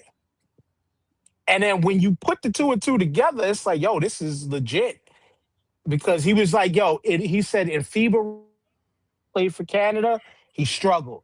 Because why? Because he was seeing contact he wasn't used to. The officials ain't blowing fouls like normal. NBA Right. SGA, I'm seeing it. It's almost Jordan like. He wants a foul, he draws a foul. Even when it's a bullshit foul, he draws the foul. They put him on the line. Wemby, they tried to show, ESPN tried to show this whole, oh, he went to this Buddhist monk to, capture who he is and figure out who he is. Right. But Right. they showed that after I watched this dude, he had to bend 2 feet down to get his full shoulder in Alex Caruso's chest to drop, to like damn near shoulder tackle him down for no reason. It tells me that you can rattle him still. All that monk shit they showed, you can rattle him. You can rattle him. There is, for Tyrone to say it, that and co-sign that I've been saying, there's something special happening. Here's the And thing, it's right? game by game. Like, I'm not wishing. Everybody wants to face Jalen Brunson until they have to face Jalen Brunson. Philly, They think it's easy. They talked all this shit. Yeah, we want Brunson, this, that, and the third. Maxi's on Brunson's level. You know what happened after that series? They said Maxey ain't even close to where Brunson is. It's not even in the same category. He's so far above and better. Cleveland thought they had somebody to stop Brunson. It's pick your poison. Your man Cleveland got a former defensive player of the year on their team. Your man says, you know what? We throwing doubles at Brunson. You know what he does? He breaks his own record for playoffs and gets 14 assists. He's setting people up. He's not holding on to the ball. He's not dribbling it 30 times, in the 24 seconds and then dishing it. No, the man's IQ is on some other shit right now. He's seeing everything as it happens, how it happens, and he's willing to make the adjustments as the game goes along. You want to take this away from me? I'm going to do this. You want to take that away from me? I'm going to do that. And I'm going to still get to my spot and score when I need that bucket. I'm going to cook who's ever in front of me to get to my spot. And if I don't, I'm getting a foul. And it's going to be an earned foul. I'm not going to flop. You're just going to fucking hurt me to try to stop me at this point. And you know where this is really going to hurt OKC in the finals if they go to play the Knicks is that the Knicks are moving, bro. They're moving. They're not playing around. They're not fucking around. They're moving the basketball, and anybody can take their shot. They don't care who got the ball, who takes the shot, or whatever like that. So when Shea is playing his bailout basketball and he doesn't get bailed out, that's a fast break for Brunson right away because Shea hits the floor so much that he's not. If they don't call a foul, he's not. It's 5-on-4. Yeah, it's 5-on-4. And the Knicks are going to run that shit every single time. So when Shea playing that bailout basketball and he's falling every third shot, my man's hitting the floor. And I'm like, dude, if he's going to play that kind of way against these Knicks, who are going to be up on him, who are going to pressure him, who are going to try to play defense on him, and my man's going to play that bailout basketball where he's going to be on the floor when the rebound comes off, they're going to get ran on something terrible. You know what I mean? It ain't going to be, the guys that got the rebound is going to be looking for Brunson to pass the ball. It's going to be whoever's getting out there is going to get it. And there's going to be a dunk, there's going to be a layup, there's going to be a wide open three. The Knicks are not going to fuck around, bro. And so they're going to be dangerous if Shea's going to play like that. Because that's all he's doing now. He's just playing bailout basketball, man. He's just getting the ball and getting to a spot and saying, if I can't make this shot, I'll fall down and I'll get a foul call And that's how he's been playing, and that ain't gonna work. And, That is not gonna and work. if it's the Spurs, it's keep Wemby out the paint. Don't allow him, because I watched this nigga take. He literally just took 2 steps from the foul line to dunk, Yeah. which Yeah, is it's insane. ridiculous. It's You stop. ridiculous. Yeah, now he can pull up. I would rather have somebody that's 7'6" let shoot all the threes you want. Yes. You're Yes. keeping a big body from being down low to grab the rebounds for your misses. Also, it's Keep him, opening up the keep him, paint for yes, keep Brunson him to drive. outside. Yeah. Yep. Keep him outside on offense. Prevent him from driving with, again, 2 steps from damn near anywhere on the court, and he's at the Here's the bucket. thing, Dan. Here's the thing. Most of these teams don't have a big that can shoot like Towns. You know what I'm saying? You can't Mm-hmm. pack the paint. You literally can't pack the paint on this team. You know what I'm saying? Because if Cat is starting at the high post or above the circle outside of the free throw extended to start the offense, you have to physically go out there and guard him. You Mm-hmm. have to guard him. Whether because he's either going to make a pass, he's going to shoot, he's going to drive and kick, or he's just going to take it all the way to the rim. You know what I'm saying? And it's And the just way Josh Hart's been cleaning up rebounds too is OG has been a monster on the boards. It's not just one person, it's a collective. It's a collective, and they're all moving as the same. They're all moving, they all understand the assignment. And I've just never seen it. Nobody's talking crazy over there. Maybe they are behind the scenes. right. Maybe in the car at home. Yo, you saw me cook Harden? Bro, we was all cooking that nigga. You know what I'm saying? right. I was waiting for you to pass me the ball because I had him on me. You know what I'm saying? Type shit. But the front they're showing, like, they know the assignment is not even just get to the finals. It's to win the finals. They all have this one goal, is to hoist the trophy. That's all they're locked in about and thinking about at this point in time. And it's a beautiful thing. The only goal we have is just to see them get to the finals first off. That's all we need. Just get there. Get there. Yeah. Just get there. Let's get there. Get there. Then after. Because you can't think. Thing. Nah, I'm telling it's not you, mediocre. You're not mediocre if you made the finals, bro.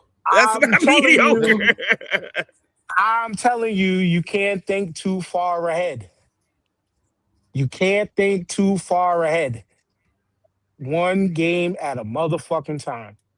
You can't think too far ahead. Y'all keep avoiding looking at it, but you can't think too far ahead.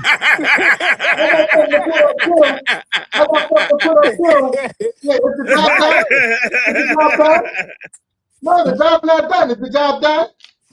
Not yet. That's why. Not and yet. that's but you know what? Brunson's got the Mamba mentality right now. Brunson has the Mamba mentality right now. You don't. You don't, TJ. That's what I'm talking about. You talking about we make the finals. That's cool. No, that's not Mamba mentality. Job's not done. You're right. I'm also not getting paid $125 million to be on the floor. So. Right. Also part of rest easy to Kobe, but also part of that Mamba mentality was I'm keeping the ball my damn self, and we gonna live or die off of my shot. But this all goes back to Mike Brown's coaching though. Like y'all died a lot. Get and I don't say that in no disrespect. Rest easy, Kobe. Rest easy to Kobe. I say that with no disrespect. I'm talking on the court. I'm talking on the court. So you got to give Mike Brown a huge ton of respect for playing these guys throughout the season with these lineups and stuff like that, and giving everybody burn, so they're not shying away from the moment when they get put into the game, because he's calling you because he trusts you. He's seen you do this before. And you have familiarity with the players on the floor. It's not your first time out there and you lost, or you don't know how Brunson comes off a pick or how Towns wants you to screen or nothing like that. All these guys, they're practicing repetition and the repetition is putting in the work. You know what I'm saying? And They're I'm planning saying, the work and they're working the plan. You know what I'm saying? That's did what they're doing. did Cat win a national championship in Kentucky No, when he was there? No. no, no, he did not. I do not believe he did. No, not his year. Okay, well, Villanova did. Twice, And three times. Once with Villanova Hart, knows what's up. two, yeah, and two with Bridges and Brunson. All we And missing Bridges is got White Dante. We missing yeah, White Dante right now. yeah, and Bridges got picked higher than Brunson did. He did. Listen, All listen. that don't mean shit after a while. Brunson, You're Nope. you're pro Brunson, was, together. Brunson wasn't that dude. You know what I'm saying? He wasn't. He He's became that he guy, but quiet. He I'll give you that. He's becoming that guy and became that guy. But quiet as kept. He was that guy in fucking Dallas. But Dallas didn't know what to do with it. Dallas didn't put enough around him to do with it. He just happened to fall in They did. the whole deal and the trade situation, getting him to New York, really put the spotlight on him. And then it was just like, this is why we went to get him. Because we knew he could be this. Right, but Dallas didn't see that because they Right. had Luka and they were blinded, Right. which is Mhm. legit, which is a legit thing, a fair point because Luka was that guy. And Jalen Brunson showed out when Luka wasn't there, and he stayed in the lineup after Luka got back. It's just that they didn't see; they thought it was a flash in the pan. It was a fluke. Tyrone is gonna Brunson is, hate this. Tyrone is gonna but hate this. This is what Brunson, happens when you Hey, what? slowly develop a team. When you slowly develop a team. Because Dallas ran. I'm sorry, TJ, but I'm saying yeah, Dallas, they let pieces get away from them when you think back retroactively, and it's like, damn, we had all of this shit that we could have, if we just kept them together, this could have been us. This happened. Yo, actually, talking about videos, seeing videos, this guy, we seen it on Instagram. He was connecting dots about people who played in Minnesota.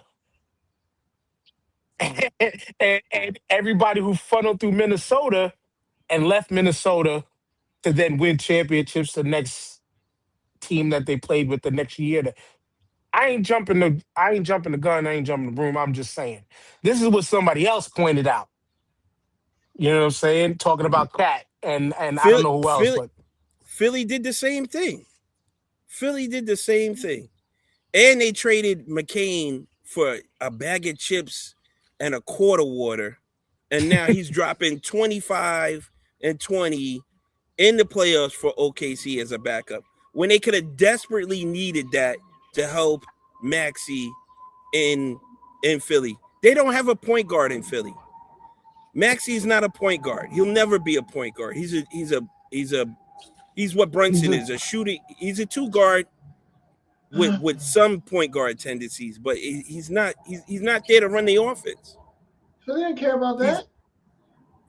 They went to the championship Obviously. with Iverson. They went to the championship with Iverson. Who was the starting point guard? Eric Snow. Eric Snow, but he was a point guard. He was a point guard. But Iverson was playing point before that, right? And they just said, you know what, Iverson's not a point guard, but they didn't have to bring in somebody to like be good at point guard. They just said, fuck it, we just need to move Iverson to two guard. Eric Snow is just a guy to play. Right. Like, we got to play somebody at the point. You know what I mean? So I mean, right. So Philly don't care about that. They're kind of. I mean, stupid. If Dallas kept him, Brunson would be the point, and Luka would be the 2 or the 3. You know what I'm saying? But that would have been it's positionless basketball now, right? So that could have been either way. Could have right? flip flopped either way. Yeah. Yeah, you could have flip flopped it either way, right? You would have made it work. They had the team there. They just didn't have. I don't know if that was a Jason Kidd thing or what. You know what I'm saying? But they just didn't. They were just everybody was all Luka, and they're not thinking about people to help Luka. You know, Luka's one man. You know what I'm saying? But he's not.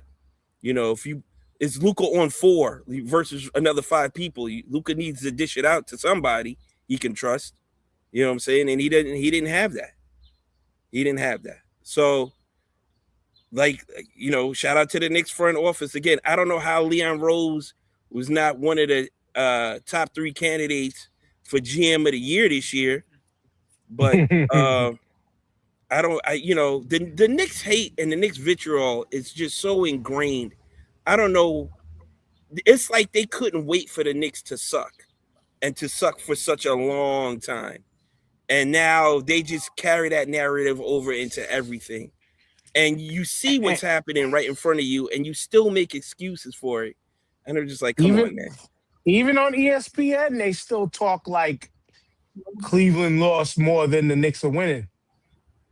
But they're fucking shining the biggest lights on SGA and Wemby. It is what it is. Do what y'all want to do. Like I said, they're saying when either team comes out the West, the Knicks still don't have a chance. Like, they don't have a chance. Oh, it might go 6. Might go 6? Might? The Knicks hate comes from, first of all, it comes from New York City. You know what I mean? It's the mecca of rap and hip hop and all that stuff. And people just kind of hate on New York because it's the New mecca York of basketball. And basketball, hip hop, all that stuff. In New York, people are kind of egregious a little bit. And it's just the whole stigmatism of it being New York. You're right. And then them Knicks. With Charles Smith, Charles Oakley and them, and Anthony Mason, and the way they played, and they was these tough guys, and they was like nasty attitudes and all that stuff, and people kind of hated them, but they couldn't get past the Pistons and the Bulls, so it was like, and it just, and that stigmatism just kept going on and on and on. But for now, it's like, you can't, to hate on this Knicks team is just insane, because if you're a basketball fan, this is what you want, no? Right. If you're a basketball fan, this Knicks team is what you want. He's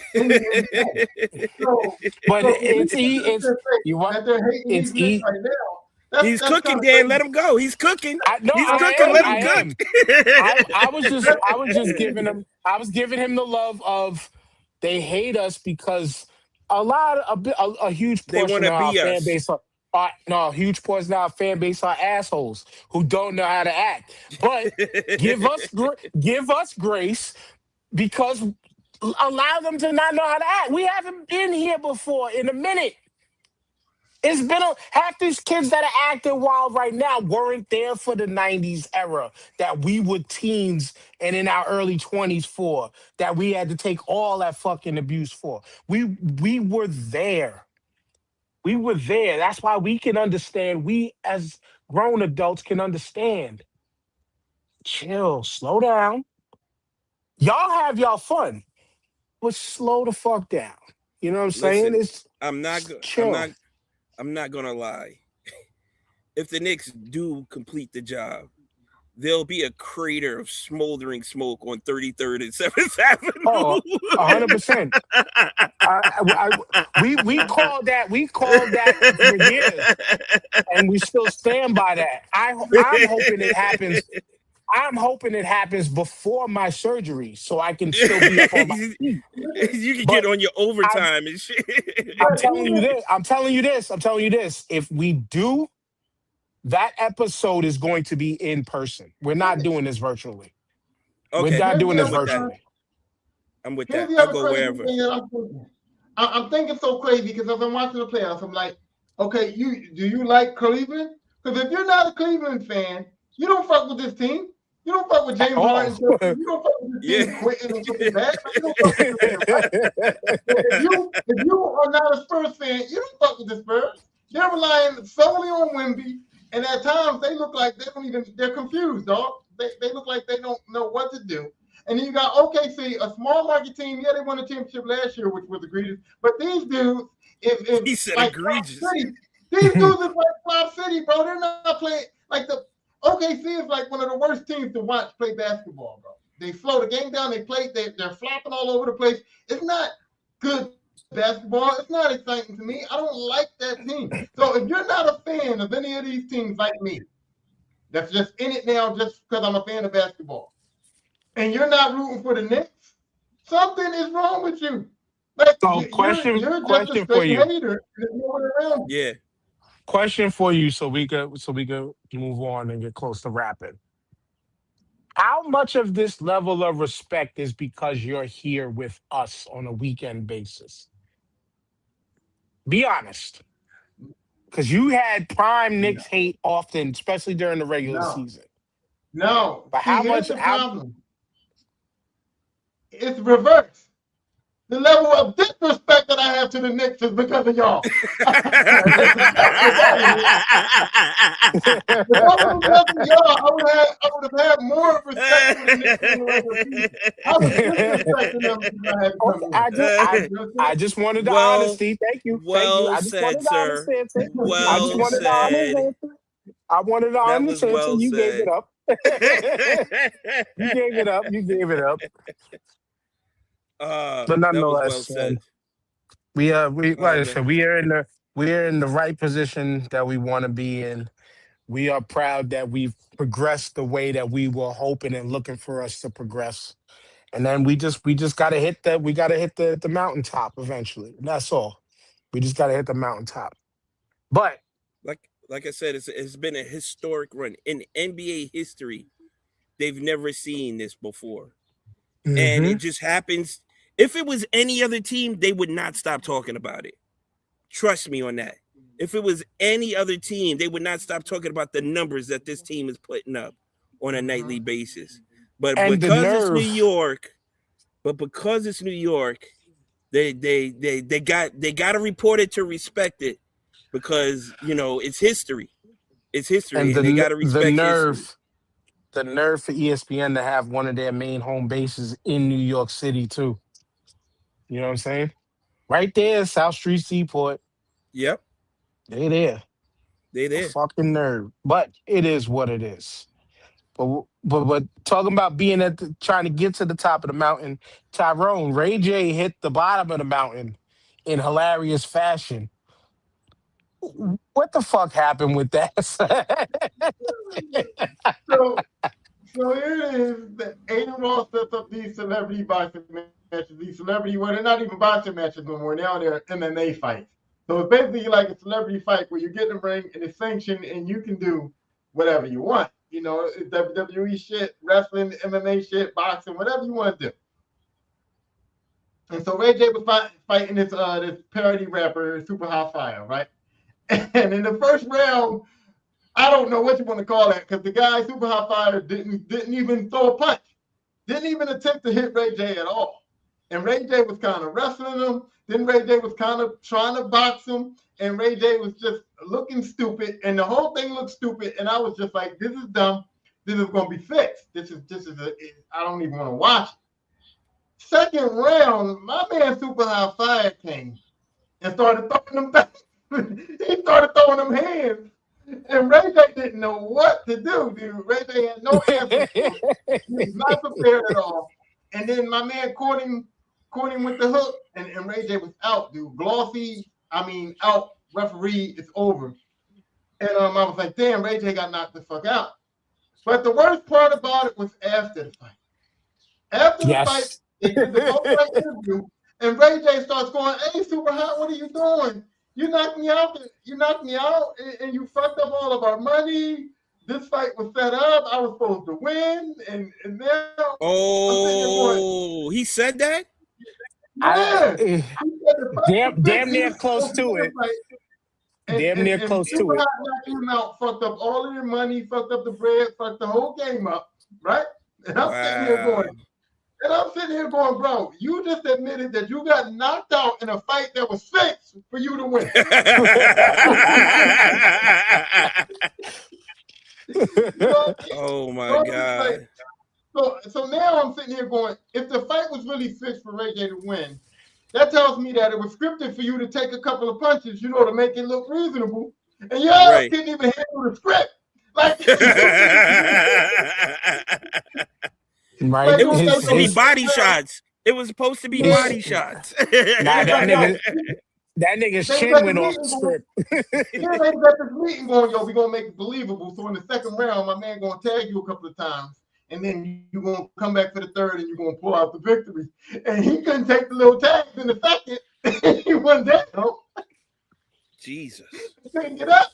And so it's like wrestling. You know, in wrestling when somebody botches it and the referee has to count because it's botched and there's no way around it. That's But what they happened to talking. Ray J got knocked out, and the referee was like, "Well, I mean, it's not enough to do. Like, Nah, but see, all right, yeah, but so seeing that clip because now the ref didn't look like, oh well, what happened? The ref looked at him, and Ray J was there like and it was, dude, and yo, son, TJ, I go find this. I mean, it's not hard to find, but Right. Super Hot Fire came around like this, bong, caught him right there, I think on the left. And it didn't even look like he was any power behind it. Right. No, I did see that part. I saw the slow motion of the punch. I was like, damn, he got knocked out over that. Like it was just like a glancing blow almost. No, but he And was he getting just tore up. He was kind of before getting that. hit a lot before that. Yeah, like Okay. Super Hot Okay. was beating. He was beating. He was the shit out of tenderizing him. the meat. He was Yeah, he tenderizing was. his ass. But He it was was, but tenderizing even them punches didn't look like shit. Ray No, J they was didn't look like nothing. Ray J was going in fighting like this, like Yeah. like on some John Witherspoon, like he was Yeah. like this, Ray J- like yo, Ray J's boxing anything skills- that I've ever heard about Ray J having hands was gone after seeing this shit. Ray J's boxing skills looked really bad. Like he was hopping in like a rabbit. He had his hands up at times. Like, it was dangerous. Like, what the fuck is my man doing? So I thought it was a comedy act. Like I just thought, oh, they're fucking around. They're playing with us, whatever. And then Ray J gets knocked out. And then Ray J kind of like says, he kind of like implies that it was fixed. But I'm like, was it fixed for you or fixed for him? Did you get the memo? Like something is wrong here. Right. And then Ray J was all knotted up. It was just like, at that point, yes. man, Son had two speed knots on top of each other on the side of his head, on his forehead. Wow. And here's the most egregious thing. Ray J said he was sick and he might possibly be dying. And right after he said he was sick and he might possibly be dying, he went on this rampage. He rampaged on Tyrese, he rampaged on Mace and Cameron and Shine, and he went online and he's been online talking. That was weeks before this though. Yeah, but I'm just saying he's been online talking mad crazy shit, talking all this tough guy shit. And then you go out there looking flabby, and then you get knocked out in a fight that you're saying was fixed for you to win. And now I'm just telling Ray J, turn his TV off, give his phone up, stay off the internet, because there's nothing else for him to say now. You cannot make any more content because nobody's going to take you seriously after this, bro. Like, it's going to be a minute before we hear back from him. You know what his one wish didn't come true. You know the other egregious fight that I saw the highlights for was Lance Stevenson and Beasley. Michael Beasley. They've been waiting to do this shit for a minute now. And Lance got choked the fuck out. No, wrong. Mike Beasley got choked out. Mike Beasley got choked out. And Lance Stevenson It was Mike Beasley that got choked out? Okay. Shout out to Brooklyn 718. Won that. Oh, because that's right. Michael Beasley had him in that headlock. And he got out of it. Yeah, because I thought he was gonna tap out and Lance caught him with the choke, the rear naked. Yeah, the rear naked. Yeah. Okay. Here's my thing about that too. These guys, Lance Stevenson talks all of this tough guy shit. And Beasley talks all of this tough guy shit. And Beasley, you look like a crackhead, bro. I don't even know why you think you're so tough and you think you this dude. And Lance Stevenson, you talk all that tough shit in the NBA. You talk all that tough shit about guarding LeBron, and LeBron cooked you. And so you should have been turned your fucking TV off, right? And then y'all two go in there, and when I'm thinking of these two dudes, I'm thinking like they're gonna throw these hands. Right. That's what I thought. And there and just was like, and then soon as the motherfucker gets stuck, he's like, nah, you know what I mean? Like, man. I said, these two is gonna rumble. They're gonna get this shit on, and then it turned into like, we're wrestling. Oh, choke me out, tap out shit.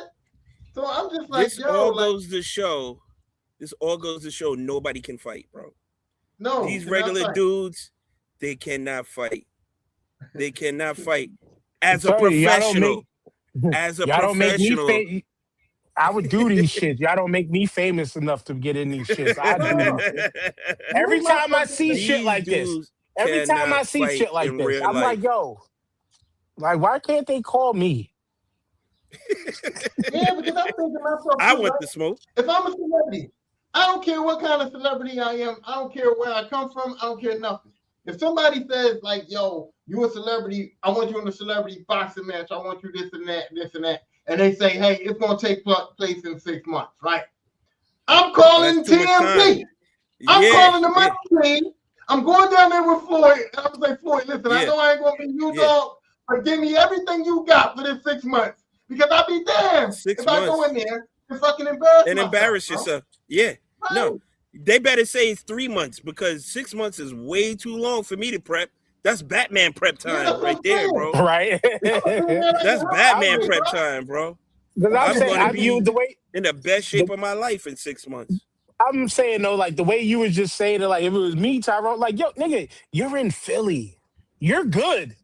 Like you got all the gyms. Like you're good. Yeah, yeah, You're good. yeah. You don't need the Philly money shell team. when you come out You and got shit. You know what I'm you saying? got the niggas who taught them the shell. Like you know what I'm Yeah, saying? You know yeah, what I You mean? got the I'm Muslim, really you got the gonna- Muslims right around the corner that got you. You know what yeah. I'm saying? Freddie Roach will take And you you. know what Freddie I'm Roach gonna takes You a check. you just Freddie Roach finished takes a training check. like you just finished training for a fight that didn't happen like a year or two ago. Yeah. Like Yeah. And you know what I'm gonna do? good. I'm gonna go outside in certain neighborhoods and look at a couple of motherfuckers the wrong way and see what happens with that. You gotta test your skills and shit. Yeah, Yeah. You gotta test your I skills. that's gonna Nah, be a you- different type of cardio. That's gonna be a different type. Chase these, Hey, man. run from these Hey, shits, hey, nigga. hey, if I can get shot, if I can take a bullet, I can take a punch. So see, I'm in there, baby. Tyrone, that's why Right? If that's you could why dodge you a wrench, you spar, could dodge a Tyrone. ball. Right, that's what I'm saying. Nigga said if Tyrone, you they'll could put dodge a you in wrench. there. They'll put you in there with an amateur or something that's nice to spar with, and that's where you see where you stand at. Street fighting is a different thing. You hit your head on the curb, you get gashed up. It's a wrap, bro. No. Keep that I shit in the told you. ring until you ready to fight for real, bro. TJ, you may not remember when I told y'all when I was doing that boxing training, and that 21-year-old tuned me the fuck up, real bad. I remember. He said, I said, "Why'd you do that, bro? We was just fun." And he said, "You was talking shit." You know what I mean?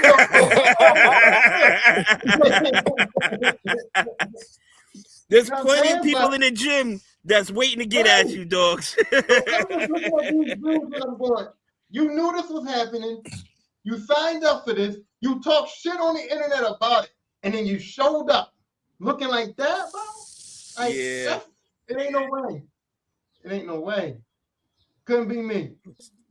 Telling you, bro. But Telling what you. could be But you? yeah, I just want- But Before what we could wrap be up, you? Dan, Tulsi Gabbard has resigned as the head of the Department of Intelligence on Trump's thing. She's quitting June 30th. This might be the whole spill the beans shit because she knows everything. But is she? Let's see. We're gonna leave that as a let's see, because Marjorie Taylor Greene is slightly she tipped the can of beans over just a little bit, but in some respects, her talking still feels like she's still loyal to.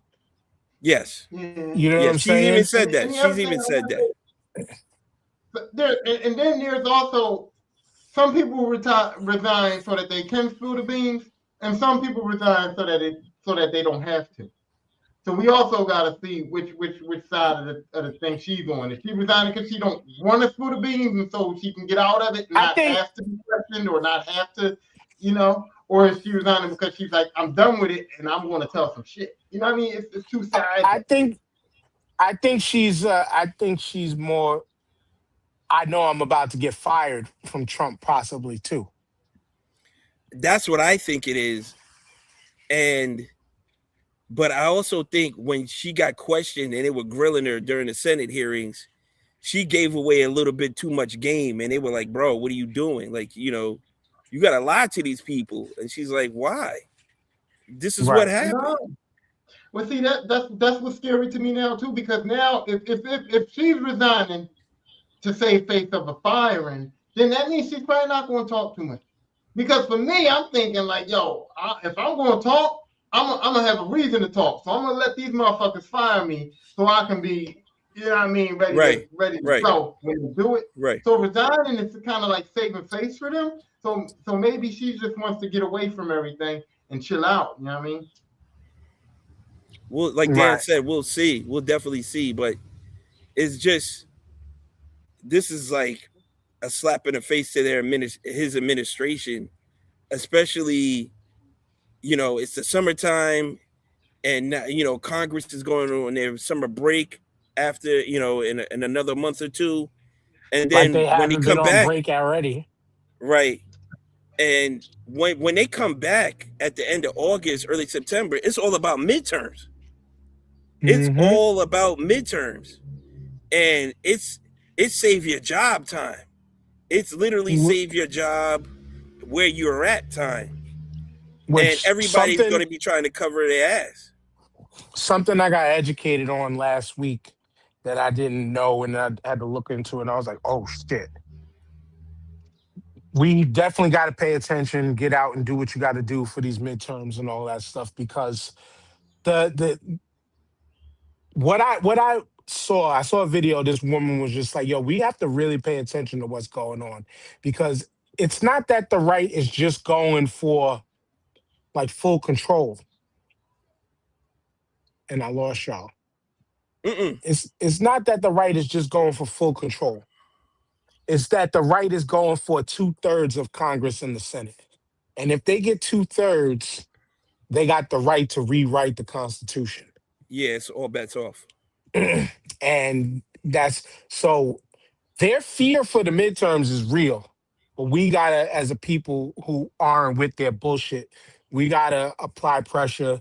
This is one of them times where if you thought your vote didn't matter before, nah, this shit matters like a motherfucker right now. It matters like a motherfucker. But I will say this though, because I had some people, I forgot the woman's name who um I mentioned trying to get her on our show once before. She had people going knocking doors trying to gain signatures for her to run independently because she was somebody who ran Democrat, didn't make it. She's trying to get into a seat somehow via independent. People who was knocking doors for her could barely answer questions about her. Oh, wow. Start get start getting yourself hip to. Start getting yourself hip to this shit. Because all that, it's all the, because I be having conversations with people all the time. And as soon as I say something, and then it's just like they're sitting and like, yeah, I'm saying something against Trump or whatever. But then they throw in yeah, but both of these sides, yeah, but what did Kamala do? No, no, no, no, no, chill. This ain't a both sides. This ain't a they're both bad. Yes, but you can't trust politicians, period. You can't. But the both sides approach got us in a position that you're currently fucked in, that you're still trying to scapegoat on Biden, on Kamala. All these people were talking that, oh, this would have happened under Kamala. It's a we don't know, but a lot of this shit probably wouldn't have happened under Kamala. Let's just but pay attention to what the fuck is going on right now. Pay attention. And I will say this with some bias. You have to pay more attention to the left side than the right side. Because the right side, they're not giving news. They're not Right. dropping facts. Right. And I'm telling you from a person who pays attention. They're not giving you anything. The left is giving you a little bit more balance, but it's more at a balance to where you can still make your decision off of that. But the right is not giving you shit right now. The right ain't giving you shit.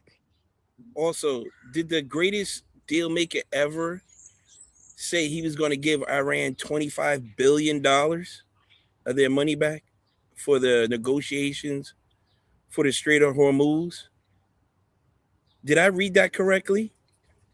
Yeah, it was money it's their money that was held up in the last deal that Obama and them Wait a minute. signed. The Wait a one minute. that he This is the broke. same money that Obama gave money, or that we took a shit ton of their money. We froze up a shit ton of their money, and they crucified this man for that shit. Here Yep. you go, your man turned around doing the same thing, and now that's okay. Because his name is on it. It's okay. That's All it is insane to me. all it is stroking his ego. It's And like that's he how they has can to get what they wipe want. out everything the Democrats did, then do what the Democrats did again, and say he fixed it. It's literally what's going on, but people don't see that in I just some don't. respects. I don't know how you cannot see that. Like, it's You want to know why? yeah. Because the people that he got on the hook are the people who say they don't pay attention to politics. All these politicians are the same. They just read off the same bullshit, but then believe whatever the con man is telling them. The dude has been a fucking con man his whole life on top of being a businessman. But now you're believing it because he's in the highest seat in this And country. the DOJ just passed a law that says they can never look into his finances ever again.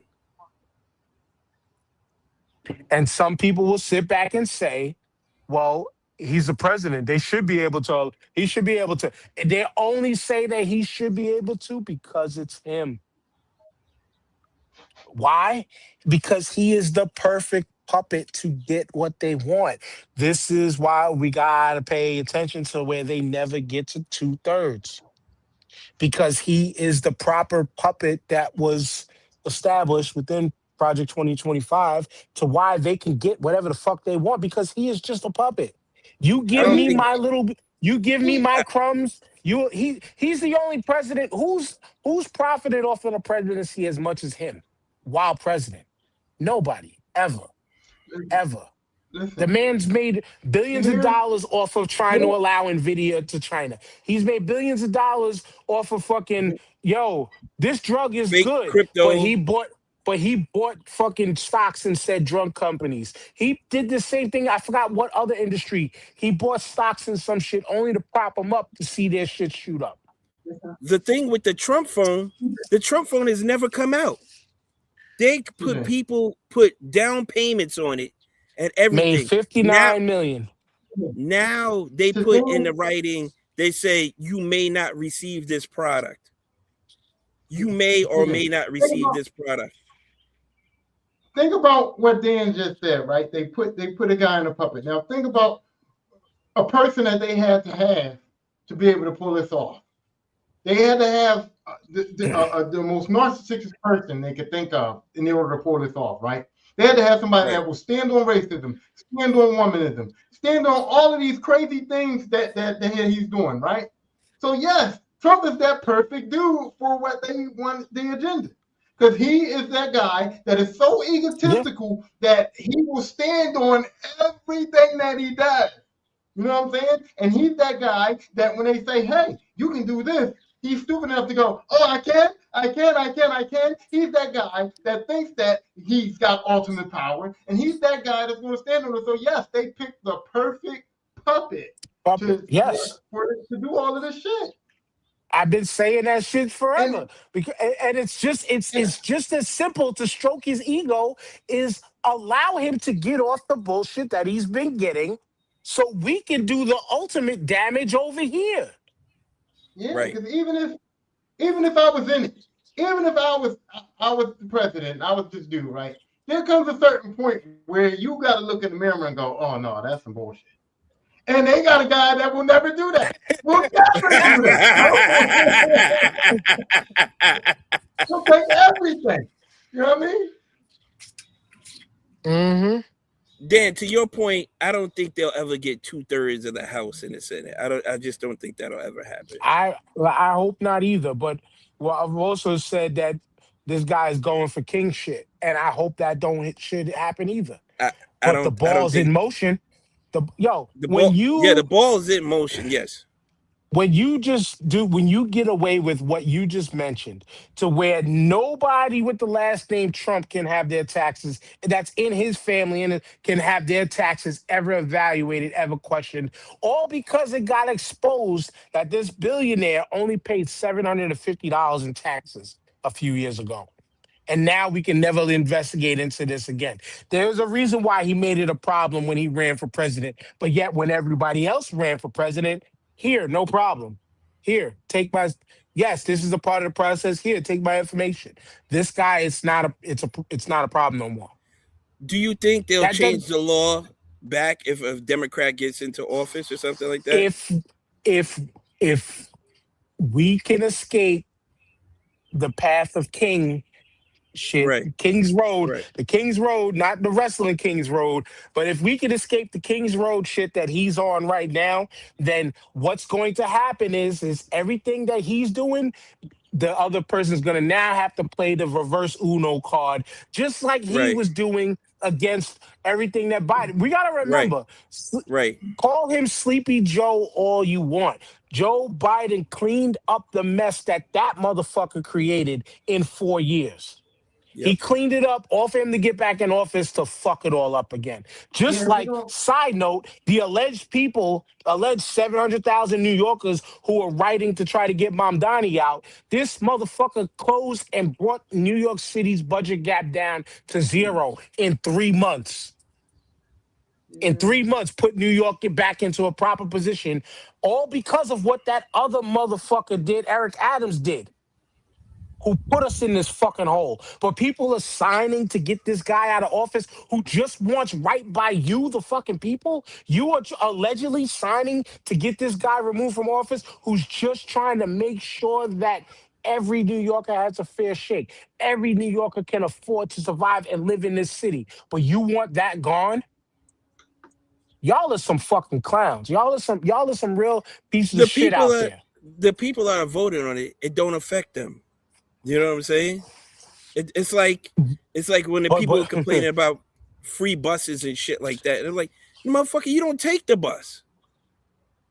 The ones that are but complaining aren't taking public transportation. But those are the same people that are complaining about gas prices that are okay that this asshole's in office. Yeah,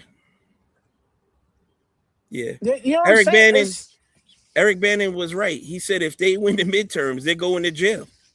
They're all going to jail. He said it Steve out Bannon. loud more than once. Steve Bannon. Steve Bannon. Yeah, and Yeah. that fucking that skin tag, walking skin tag, he's definitely one of them.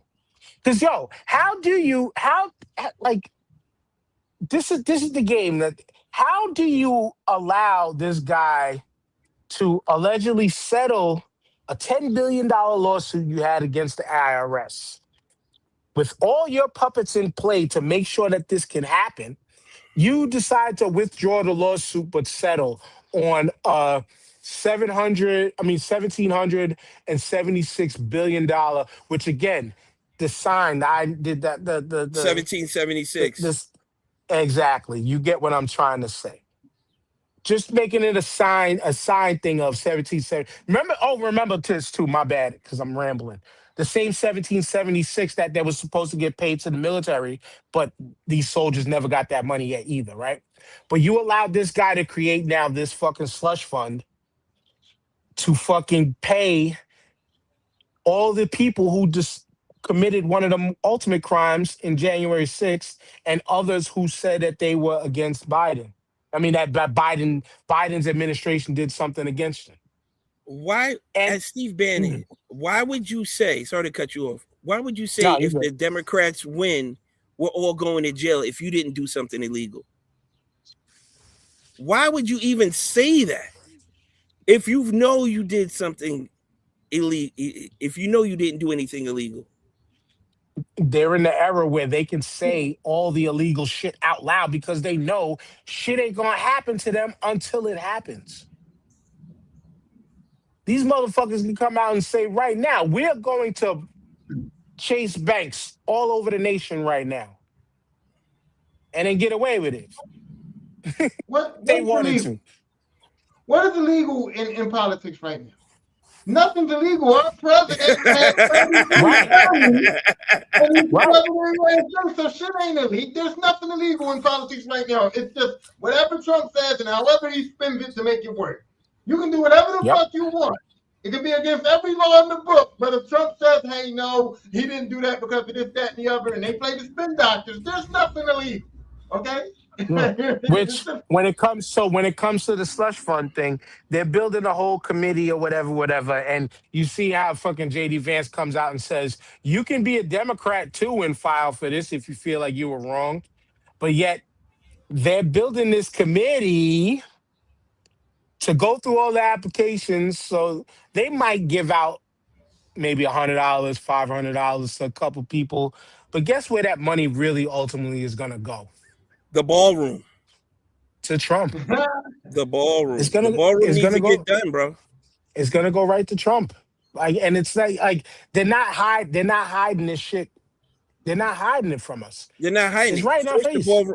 the ballroom cost $400 million, and it wasn't coming out of no taxpayers' pockets. Nobody was paying for it. It's it's all my family and friends are chipping in. Now they want to put that shit into a bill, and it shit's gonna cost $100 billion or like $2.7 billion or some shit like that, and it's all because of the security. Because they want to build a bunker for all the impending No. shit that they think is going to happen to us. Because wow, you're Oh, causing it. You're causing this shit. oh. We didn't have So these fears TJ, before.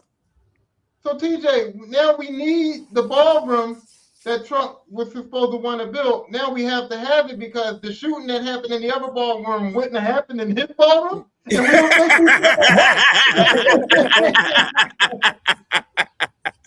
He literally said this wouldn't have happened in the ballroom that I'm building. It's like you put it out here. Said it. Oh, Hung up. you mean a light skinned brother wouldn't have ran through with a long ass shotgun through nine security people to get off You a mean shot? that a security guard dog that is paid to do his job is now not doing his job? Like, Dead. what are you talking about? That dog is no longer. Rest in peace to that dog. That's the one person who did his fucking job that day. Nah, I'm adopting And that y'all dog dropped next the week. ball. I'm adopting Y'all that dropped dog the next ball. week. I'm adopting Yeah, that dog next week. with fucking 2 legs left. Because they made sure they took it out of service. You're gonna look like a dog owner in freaking Park Slope. That shit's gonna have 2 fucking wheels on the front, just hopping, bugging. Yeah, man, this shit is it's crazy. It's crazy. Like, it doesn't feel like real time. This is like we're watching a movie. Like, this shit only used to happen in movies. Like, you'd be like, it's a movie. It's a movie, bro. They can do whatever they want. Of course And it's gonna happen like that. let's remember, he's a TV star, so he's just writing a television show. That's what I'm saying. They picked the Insane. one man that could pull this off. They picked the one man on the planet that could pull this off, bro. They found the right guy. They did Yep. that. But They found the enough right of guy, and they found the right message to get him where he's at. That was it. racism. Yep. Yo, the best That's thing it. I heard was a video I watched today. The guy said, he's like, they knew how to they fast tracked oppression. Like the dude said it took one Cheerios commercial to fast track oppression. And then they showed the little light skinned mixed girl from the Cheerios commercial. He showed the picture, and then he ran through everything. He was just like January 6th, this, that. All the January 6th are being oppressed. They got their Malcolm X. I mean, they got their Martin Luther King. They showed Charlie Kirk. They got their what do you say? They got their freaking their Rosa Parks, and I forgot what woman he showed. And like the dude, I gotta find the video again and send it to y'all. But the dude made sense. He was like, they fast tracked oppression all the way to reparations. That's crazy. But then there was another woman, shout out to this black woman on TikTok, who put up a thing also to play the other side and be like, I don't think they realize what they just did, because what the framework in the bill that they're trying to write for this whole slush fund thing, they put it in play to where now us black folks who are descendants of, they can't deny us of this because of talking about like real legitimate like active like harm to our community and our people and harm to us as a people. And I can't explain it all because I don't have her stating word for word, but the grin she had on her face, it was just like, black folks, let's get ready because we can now arm the legal system in our favor because they did this. They wrote this shit in to where now it plays perfect to everything that we as a people been standing on since forever. Since all the reparations promised that was never paid out to our people. Like almost like now is our time to strike while these dummies' irons is hot. Now is the time. But I gotta send y'all those videos. But we're done, except for Tyrone. You listen to Sitting Fat Down South. Um, We're gonna leave on a good note. Yes. and you think so? After me, Um, yes. After me. after you. Oh, because listen. I listen to Little Troy, right? And I want to say this. I think he should change his name to Little Timu because Rest that's in what I peace. heard. Rest That's rest in peace, little Troy. Rest in uh, peace. but I'm just saying, Little Troy should have been named Little Timu because that's what I got from that album. It was like I thought I heard he sounded like Tupac, but it was like Timu brand Tupac, and then it was like Timu brand Death Row Records. He had a Timu brand Nate Dogg on the track, and he was Timu Nate Dogg at one point in time. Like he moved Bone Thugs. Like he just took every genre. He took Southern rap. He took Tupac. He took Death Row, and he took South rap. He took West Coast. He took everything, and he put it in one album, and he just became the Timu version of everybody.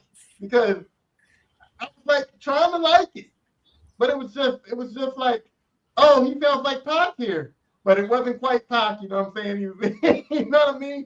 And that's where I was getting from it. And then I couldn't catch the vibe because his album was all over the place. One minute he sounds like Pac, next minute he sounds like Outkast, next minute he's trying to sound like Bone Thugs, he's rapping fast, next minute he's singing like a Drake or a Nate Dogg, but bad. So yeah, I couldn't take it. He didn't know what his niche was. He didn't know what his genre was. He didn't know who he wanted to be. And he just said, I'm gonna be a little bit of everything and a little bit of everybody, but not get to their level. I'm gonna be like C minus of everybody. It was Yeah, fun. It was fun, outside of the but single, not good. outside of the Yeah, single, "Wanna Be a Baller." yeah. But I did say that it was very, very much so entertaining. It was fun, but it almost hit me like a parody album. Almost like he's making fun of everybody. Right? That's what I thought he was doing. But it was cool. It wasn't egregious. It wasn't something like I would. To be honest, I listened to it again because I had a lot of fun listening to it. Was But it so? It was better than you guys' first album. oh, There's definitely, your TJ. There's your homework. definitely, That's you're definitely. going to because you didn't have nothing. That's your homework for next episode. Is Lil Troy's Sitting Fat Down South album. It's the album with the song "Wanna Be a Baller" on it. Yeah, you can get through it, bro. But I'm telling you, you're gonna Wanna be laugh a though. You gonna, baller, you, yo, shot you're gonna be caller, laughing. 20-inch blades. It's gonna be fun. It's not gonna be good, but it's gonna be fun, and you'll get through it, and you'll enjoy it for what it is, for fun, I'm gonna have for to put on laughter. my old earbuds for that one. I'm not even gonna put Dude, on these fresh ones I got, bro. I dude, can't. dude, when you hear how many people he sounds like and how the sounds change from record to record, it's like what the fuck is going on? But it's fun though, and he makes a valid attempt. He does make a valid attempt, man. But I no, tell you, I bought that album. I think I might still have that CD somewhere. You I bought bought the that. album? I love Texas rap, number one. Number two, I bought that album just off this the one album I bought just off of the one single of Wanna Be a Baller. Because I love that record. Even though one of the rappers, I forgot his name, Never heard from him again. This nigga's saying absolutely nothing in the whole record. When you look up and try to read his lyrics, he's got the little diagram in the wind. Blaze in the skin, nigga can't get the den. I'm grooving on the movie. Watch that. Yeah, man, listen. Wow. That one song was the why I bought that album. And it was just like, all right, this ain't terrible. Like Tyrone said, this ain't terrible. I'm not gonna You know, tout it Dan. like it's one of the You know, Dan. greatest things in Texas. I'm gonna do one better. I'm gonna listen Okay. to E40 album. That's Oh, easy though. You must I not have don't like never liked E40. E40. Never. I Okay. respect him. I respect him what he's done for the culture and everything, but I can't stand the come sprinkle some on, water on it. Liberace. Sprinkle some Come on, water Uncle on Liberace. it. Can't be like TJ, Nah, man. TJ gonna be coming back next week, like with the collar, yada what I mean, and all that. Like TJ, TJ gonna be coming back all like that, like next week. Watch. I Ed listen said, to an not gonna E40. lie, I got some Paul Wall joints in my collection. Houston got Houston some does shit. have, yeah, Houston has a ton of shit, man. Lil yeah, Kiki, Paul yeah, Wall, Slim Thug, fucking yeah. Zero, freaking One B, you know what I'm saying? yeah, rest in peace to Pimp C. You know what I'm Yeah, saying? Even Mike UGK, Jones. Even yeah. Mike like, Jones, all that. Fucking what's it OG what's it, OT and Mexican or something? yeah, Yeah, Tex and Little Houston Troy, niggas can rap. yeah, Little Troy tried to be all of them. Right. He tried to be all of them. But my project was listening to Mace's Harlem World album. This was Damn. Mace was definitely one of them that was not for me at that time at all. At all. I wasn't with that shiny. I mean, it was with some of that shiny suit shit because that was the era that was in the club and all that stuff. Well, actually, no, not when this album came out because I was what 97. So I was finishing high school. I wasn't in the club just yet. But damn it, I gotta say, I'm glad I didn't listen to it then.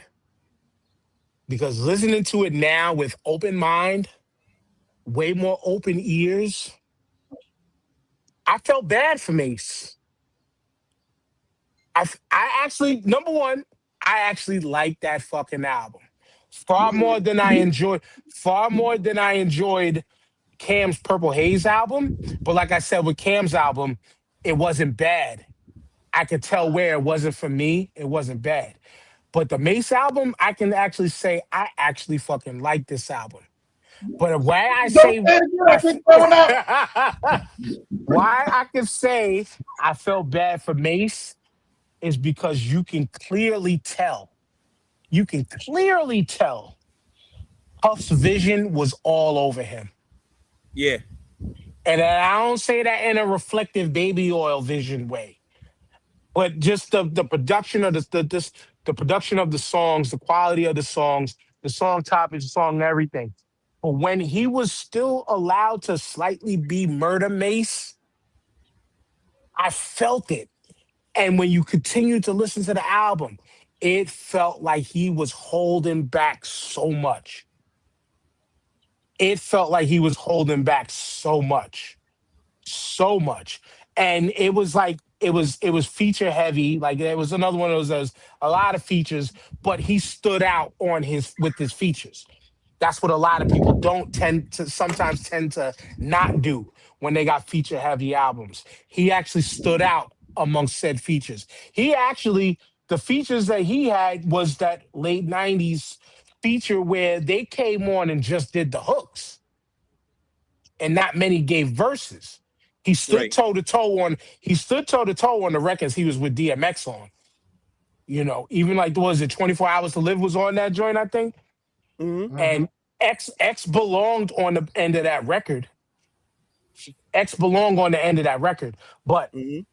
it made me like, oh yeah, I actually love this song. Like Tyrone was just like said opposite, but like no, I actually that was one of them songs I know I liked back then. Yeah, that was a I tough know I song. liked it back then.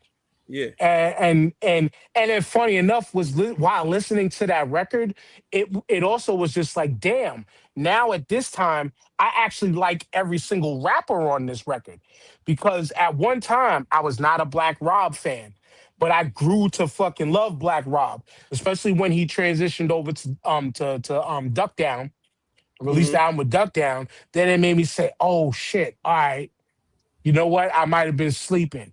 And I checked them out a little bit back then. And then shout out to the owner's box, Seuss, uh, uh, Brian, B Price, and what's the name, Scott Free, and this documentary. Shout out to them. But I remember episodes ago, they was talking about, they brought up Black Rob, I think it was a couple years ago.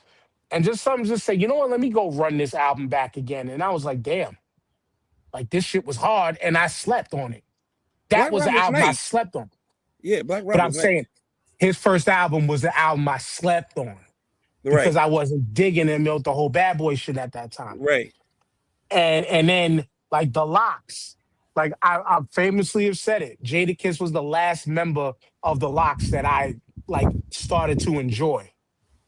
But it Mm. reminded me, that record reminded me, like, see, Sheik was the guy at one time. Like he was the first one out with the solo albums and all that.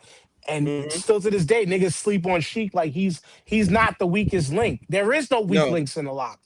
A No. young a young a young Styles hit totally different too. Like it wasn't whack, but it was like that wasn't him back then. He Also, was you know still what I'm trying to saying? find himself. Yeah, he was still trying to find himself. But To some respects, but it was just like, yo, all of them was on the record, and then now it's like, okay, like, yo, I actually like this Mace.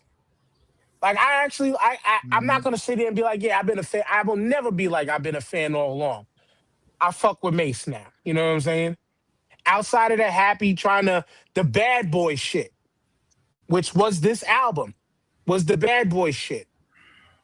I'm glad I listened to it now at this grown age with different ears than I not, than listening to it then.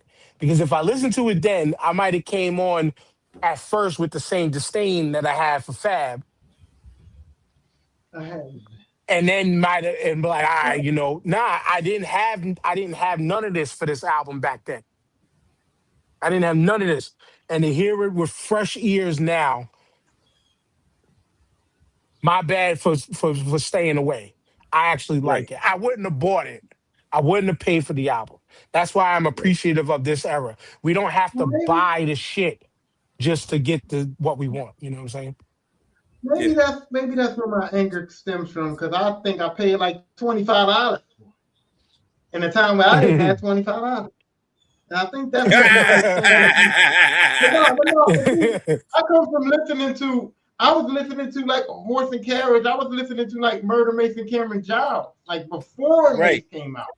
And so to Right. hear that album, like Dan said, to hear him be nursed sort of kind of to hear what Puff Daddy did to him after I was listening to Murder Mace mixtapes, that album Yeah. was egregious. And Yeah. and and It's Right. then going back, I still feel the same way. I went back and listened, even like I told Dan, even some of the songs that I did like that I remembered liking You, from back then, I went back now and I you was don't like, like them. right. this song ain't It even as also good as I goes thought it to was. it had to be a studio album, right? Like he couldn't just say the Mhm. wild shit he was doing and saying on his mixtapes, right? So they had to have a format. They had to make sure the songs were put together completely. It wasn't just get in the studio and just start rhyming your ass off.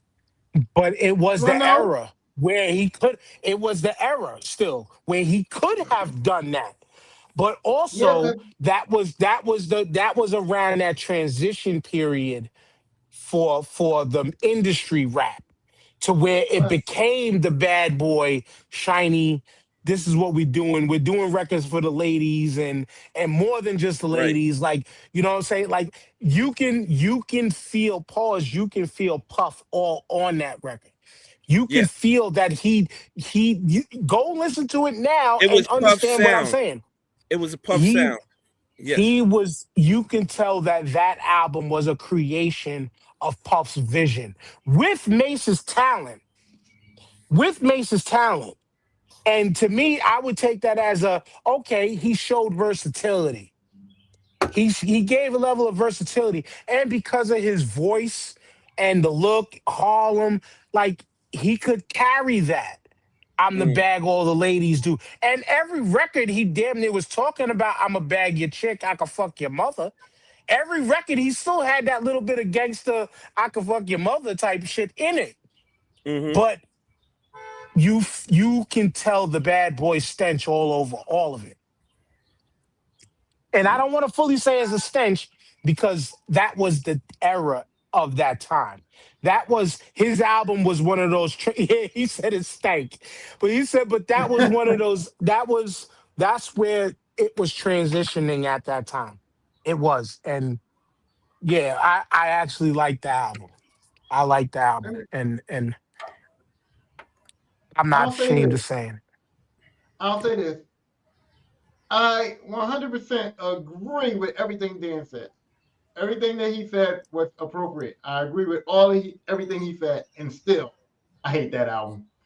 And I hopefully will never have to hear it again. Despite all that, he still didn't change my mind. I still hate it. You know? And he's correct in everything that he said, but that's not enough. That's just not enough to make up for the agree, how I feel about that album. And I tried, Right. and I And then the thing is, I don't think with this challenge on us, I don't think it's to try to change y'all minds. I think it's yeah, for Right. us to try to. It's for us to open ourselves up to the shit that we know. It was like nah, nigga, at one time. You know what I'm saying? That part. That part. Because yeah, I can tell you many a times. It's just like the whole shit I was saying with E40, right? I know what he is, what he means to the Bay Area, the culture, the whole West Coast and shit like that. But I was like, nah, nigga. You know what I'm saying? You better find another vehicle or another sound system, but he's not getting no play over here. So I will jump back into that and look into it. I mean, because the dude is a legend, right? He's an icon. You can call him at this point in his career. So I will give him his flowers and go back and listen And, to In a Major Way, the first and so hit album of his. I need y'all to give me something. Because Tyrone, you're going back to Busta Rhymes, and you're gonna go to his Extinction Level Event 2 okay. with Czar on it, MOP and all that. You're gonna go to that one. You're gonna skip all the way. You're gonna go from the front, and now you're gonna go all the way to the end. Which no, he actually released another album after Extinction Level Event 2, but I think He released a Extinction Level couple. Event 2, yeah, I think 2 might be his best album. It just might be his best album. But I need y'all to give me something. I do, because it's I tough. don't know, maybe Because like Project I Pat try. or like I listen to Project Pat all the fucking time. Project Pat is easy for me. Right? all I'm right, telling you, all right. Southern rap is depending on who, and it's really like you would have to get me. Maybe like what's the guy? What's his name? James? I got Trinidad gold in my James. yeah. That's not. You know what? If he did have an album, I'll do that because that's not hard for me. Hard would have been like Flow Rider. I know none of us is sitting here listening to Flow Rider. Never. That would be But is he hard. a rapper though? Can you call him a rapper? Technically, yes. His sound is more pop sound, but he raps. I mean, you might as well listen to Pitbull's first stuff then. You know what I'm saying? But Pitbull was spitting back then. I remember Cornrow Pitbull. I remember that Pitbull when he was rapping before Mr. Worldwide. And I Do like that. Do Pitbull. do Pitbull's early shit. All right, I'll find that. That you think that? All right, if you think that's I tough, don't that's know. fine. I mean, I don't know. It'd be tough for me. So Yeah, because you it's know, because for me, I just said me. I'm the person out of any of us. I'm the one person. I'm the one person who takes chances. I'm the one person. I shout out to my people at work. I just started tapping into Haitian music No, I gotta because no, I I was wanted to about hear to say something something. different. I started tapping into Haitian music. I already could listen to some Brazilian music. I'm the yeah, one I who's listen to fucking. that. I'm the one who's fucking.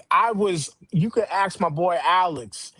Reggaeton when it hit early, like 2001, 2002, Yeah. before fucking Daddy Yankee was known, before Winston E. Yandel was known, before fucking Nicky Jam was known Don worldwide. Like Omar and all them niggas. Yeah. Don Omar, I was on that shit. So it's why it's tough for me to find something. I would have said, but I've changed my tune on them. People like freaking Cardinal Official, Chaclair, all Oh, them niggas Cardinal from Official is Canada. nice. Or Cardinal Official is nice. at one time, I was like, nah, that tune changed shortly after. And once I heard Bacardi sling, then I started going back and listening, and I was like, "Oh, nah, that's me. I was asleep." And this was Yeah, when no. they started like at the time, Chaclair's video was corny as hell. But Yeah, then yeah, I go yeah, listen yeah. to Chaclair after. Nah, that nigga's Yeah. nice. Yeah, He's he's nice. nice. Nah, fucking He's nice. Cardi is one of the nicest. You know what I'm Yeah, saying? he's I super forgot nice. Yeah. and then I've always been a fan of Socrates from up there too. I am the guy who branched out. I'm the one who I was on that fucking Cash Money No Limit shit. Like I branched out compared to others Ooh. who stayed in their fucking lane. Ooh. Ooh. Who You know what I'm could saying? No, let me no. look at So Cash Money's roster I was right about now. to say, what do you think about? What do you think about? That's what I was about to ask you. What do you think about Wyclef? I've been a fan of Wyclef. Oh, so I've because been a I was fan of gonna say you Wyclef. should listen. So I was gonna say maybe you should do the Eclectic The 2 the album, but the you're a fan of Wyclef then. I've been a fan of Wyclef, man. I'm shit. So then that's not gonna be a Blunted. challenge. Then. I might still be one of two people who got the Blunted on Reality CD still. Oh no, that's not why. The Fugees album that people forget that they had before the The score. Blender Reality, I got that. That's not what I'm talking about. I'm talking about like the Carnival or the Eclectic Yeah, album. You like I, that? I like Wyclef, so that wouldn't be hard. Maybe I you think it should would. listen I to a think you might want to BG give that a album shot. or something like that. BG, I Yeah, was a he's big from fan of Cash BG. Money. I was a big fan of BG. BG? So I was No, a Yeah. big I fan of think BG. no. Give him BGs. I think he might be Yeah, confused. BG. Yeah, let's get into BG. No, you got to do Give BG shit. I think you might be confused. but I was a fan of BG, so what? That's not Oh hard. man, yo, you can't give Dan nothing because he like trash. Nah, do BG's Chopper in this Chopper City in the Ghetto. No, Oh, he just did it. revisit an album I liked.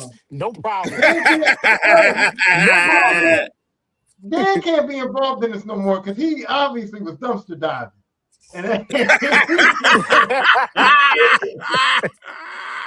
I created it, but I can't be involved. no, we can't find that for you. You like everything. It's funny, y'all just said something and y'all didn't even y'all said it a certain avenue and didn't even mention the one person that I was not a fan of. Who's that? Who is that? I forgot who y'all even mentioned for me to go to before you said BG. What was the first thing that I said? I I said mentioned no Flow Rider. I said Flow right. Rider, but I didn't mention not it was who Right. said before that. Before Flow Rider? Did I say I Pitbull's might, first? You talking about Pitbull? I'll try to find a. It was It Pitbull's was first Pitbull, album. and it was somebody mentioned before Pitbull, but I don't remember. Mm-hmm. But I'll do Pitbull, and I'll listen to the BG shit just because you're telling me to listen to something that I like. But okay, I don't know. I'll do that. Wow. Ooh, You like tough. Boosie too? You want to listen to Boosie? Boosie? I can fuck with Boosie. He ain't a whole. He's not listening to a whole album material guy. But there's tracks he's put out shit that I can fuck with. No. But certain people, it's the voice and the way they deliver. Like, you know what I'm saying? Like I've listened to Boosie. Soldier Boy? You listen to Soldier Boy?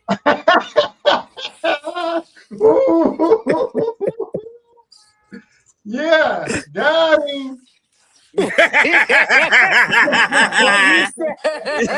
What he said. He What got he dumb said. quiet. He got What quiet he real said. quick. Oh, you Your man so went this mute. He just started laughing you're and shit. fucking you're fucking right.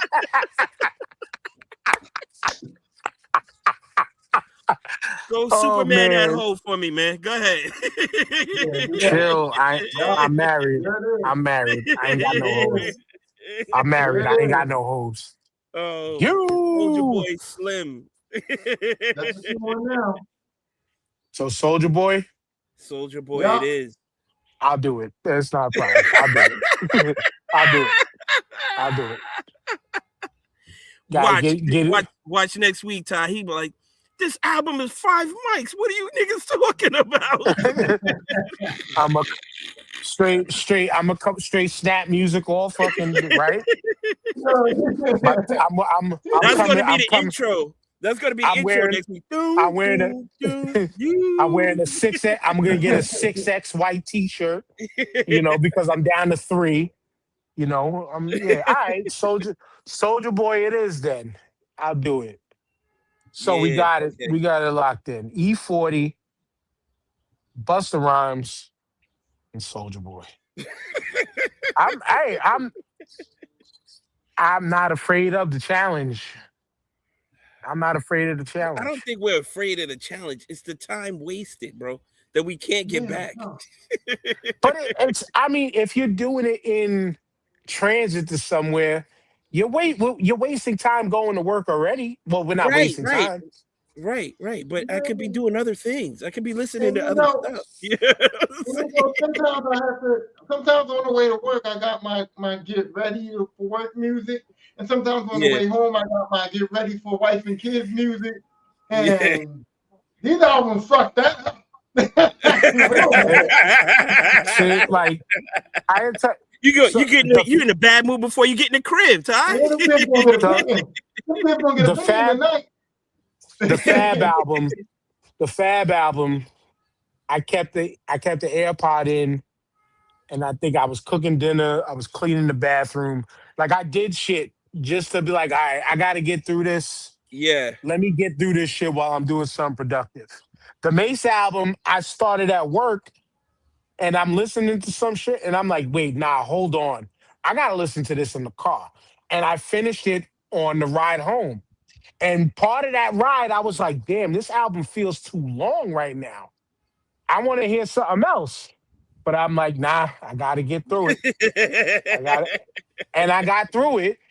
I got through it before I got home, so I was able to cleanse my palate and listen to something different. But it wasn't a full palate cleanse because when it got to the last song, which was fucking hilarious when he started singing and they was like crooning at the last song of the album, but it was just like, this shit is funny. I Blanky actually like blank, this shit. Cuda love, blanky blank, Cuda love. Yeah. You know, how many times did he shout his niggas out? Like every other song he shot. Just like Fab, every fucking song he damn near spelled his just to grind it in everybody's head. This is how we're gonna change Webster's to change the name Fabulous. Like, fuck you. But anyway, Mom, yeah. All right. I knew you was hating on Fab when you said you didn't like Breathe. I was like, if he don't like Breathe, he don't like nothing that Fabulous does. Cause like, I could yeah, tolerate. I could tolerate Breathe. I'm not gonna go play it. But if it's on, I'm not gonna turn it off. I got you. That's one of those songs. It's one of those songs. But like TJ see my face when we seen him perform, that shit was like I really didn't know until that day. I really didn't know until that day. son, that could have been Pusha T Part 2 moment for us. Yeah. Where we all could have packed up and left. But it was more important to see who was after him, which I think that was Rakim. Was that Rakim or was that Nas? I think it was Nas. Yeah, it was I more think that important was to see who Nas. was. It was more important to We see had who to was stay for the after. closer. Yeah, we had to stay for the Yes, closer. yes. But with that being said, my phone is on 20%. Tyrone, you know what to do. Good show, and I'm just I'm happy for the Knicks. I don't know how else to explain it. I'm seeing them do things, and I'm seeing them play good basketball in playoff time, and I'm seeing everybody else discuss me. And it's always and forever as a Lakers fan going to be fuck those San Antonio Spurs. You know what I'm saying? So Yes. I'm saying go New York, go. And I'm saying that also part of it is disrespectful too, because if they win the championship, you guys won't have shit to talk about next year because they can't go up from there. So it's only going to be downhill for you guys next time. So haha. Oh no, you're gonna hear us for the rest of the year until we get eliminated again, nigga. Until we get eliminated again, we will be the reigning champs until we get eliminated again. So. And I just want to say that even though it's stupid to do, and I've always been mad at them for doing this, let's just be clear: the WNBA season is going on right now. It has started. To start doing NBA playoffs is absolutely idiotic, but schedules are schedules. So I just want to bring attention to that. The WNBA season is going on, and these games and they are fucking balling. Yo, right, that's what I'm saying. These games be fire, bro. It's just they're coming up against the NBA playoffs right now, and so it's kind of dimming their light a little bit. But they're out there and they're getting busy, and they're getting paid now. Boston got a big contract. Adrian Wilson got a big contract, so they're getting their money. And I just want to shout them out. And I want to say, I'm looking forward. I'm actually looking forward to my homework this week. I wanna like Busta Rhymes. I just can't, but I want to. So hopefully this will get my mind. We'll see. And that's it. Go ahead, TJ. Well, I just remembered I gotta WhatsApp my son Felipe in Cartagena later after this. So I gotta make sure the boy's doing okay. Nah, all jokes aside, this was dope. I'm glad to be back. Knicks, let's just finish the job tonight. And just watch the debacle going on the West Coast there, in the Western Conference Finals. And we get who we get. We'll just be prepared. Be prepared. And it seems like they've been prepared for every obstacle that they've faced in this playoff. So once again, let's just get there, and then the chips fall where they may when we get there. But until then, let's just close it out tonight. Damn, I really wish Jamal was trying to go to Cleveland today and watch that game. But shout out to Jamal. Hopefully he's good. Is in my hometown today, Marty and Mount Vernon.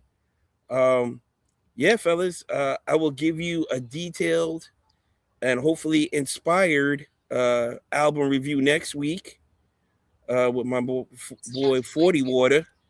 So we'll see how that goes. And yeah, I'm looking forward to next week. We should be talking about the finals next week. Whatever else is going on, there's always something to talk about as per the usual. So we'll see what other slop hits these social medias and TV airwaves, and I'm just looking forward to it. Happy to be back home, and yeah, I'm good. Big timer, 40 rhymer. TJ coming back sprinkling us, man, next week. Can't wait, because you didn't realize either that, or I'm going to be like, stay out of the water. Stay completely out of the water. Nah, 40 Waters. Tyrone wants to see me. Tyrone wants to see me prank that bitch. You're wrong. But anyway, 20%. Oh, I like that shirt, Tyrone. Is that Clarissa or Marissa? No, this is Marissa's mission. My friend's wife died of she has skin cancer, and so they do a golf fountain thing every year. Oh, respect, man. Respect. Very nice. Very nice. Nice. 20% off that order using the code STARTING5 at hooksrub.com. Yeah. Next week. You. What's up? No, he did. Never mind. TJ did. I forgot. I got you. Peace. See y'all next week.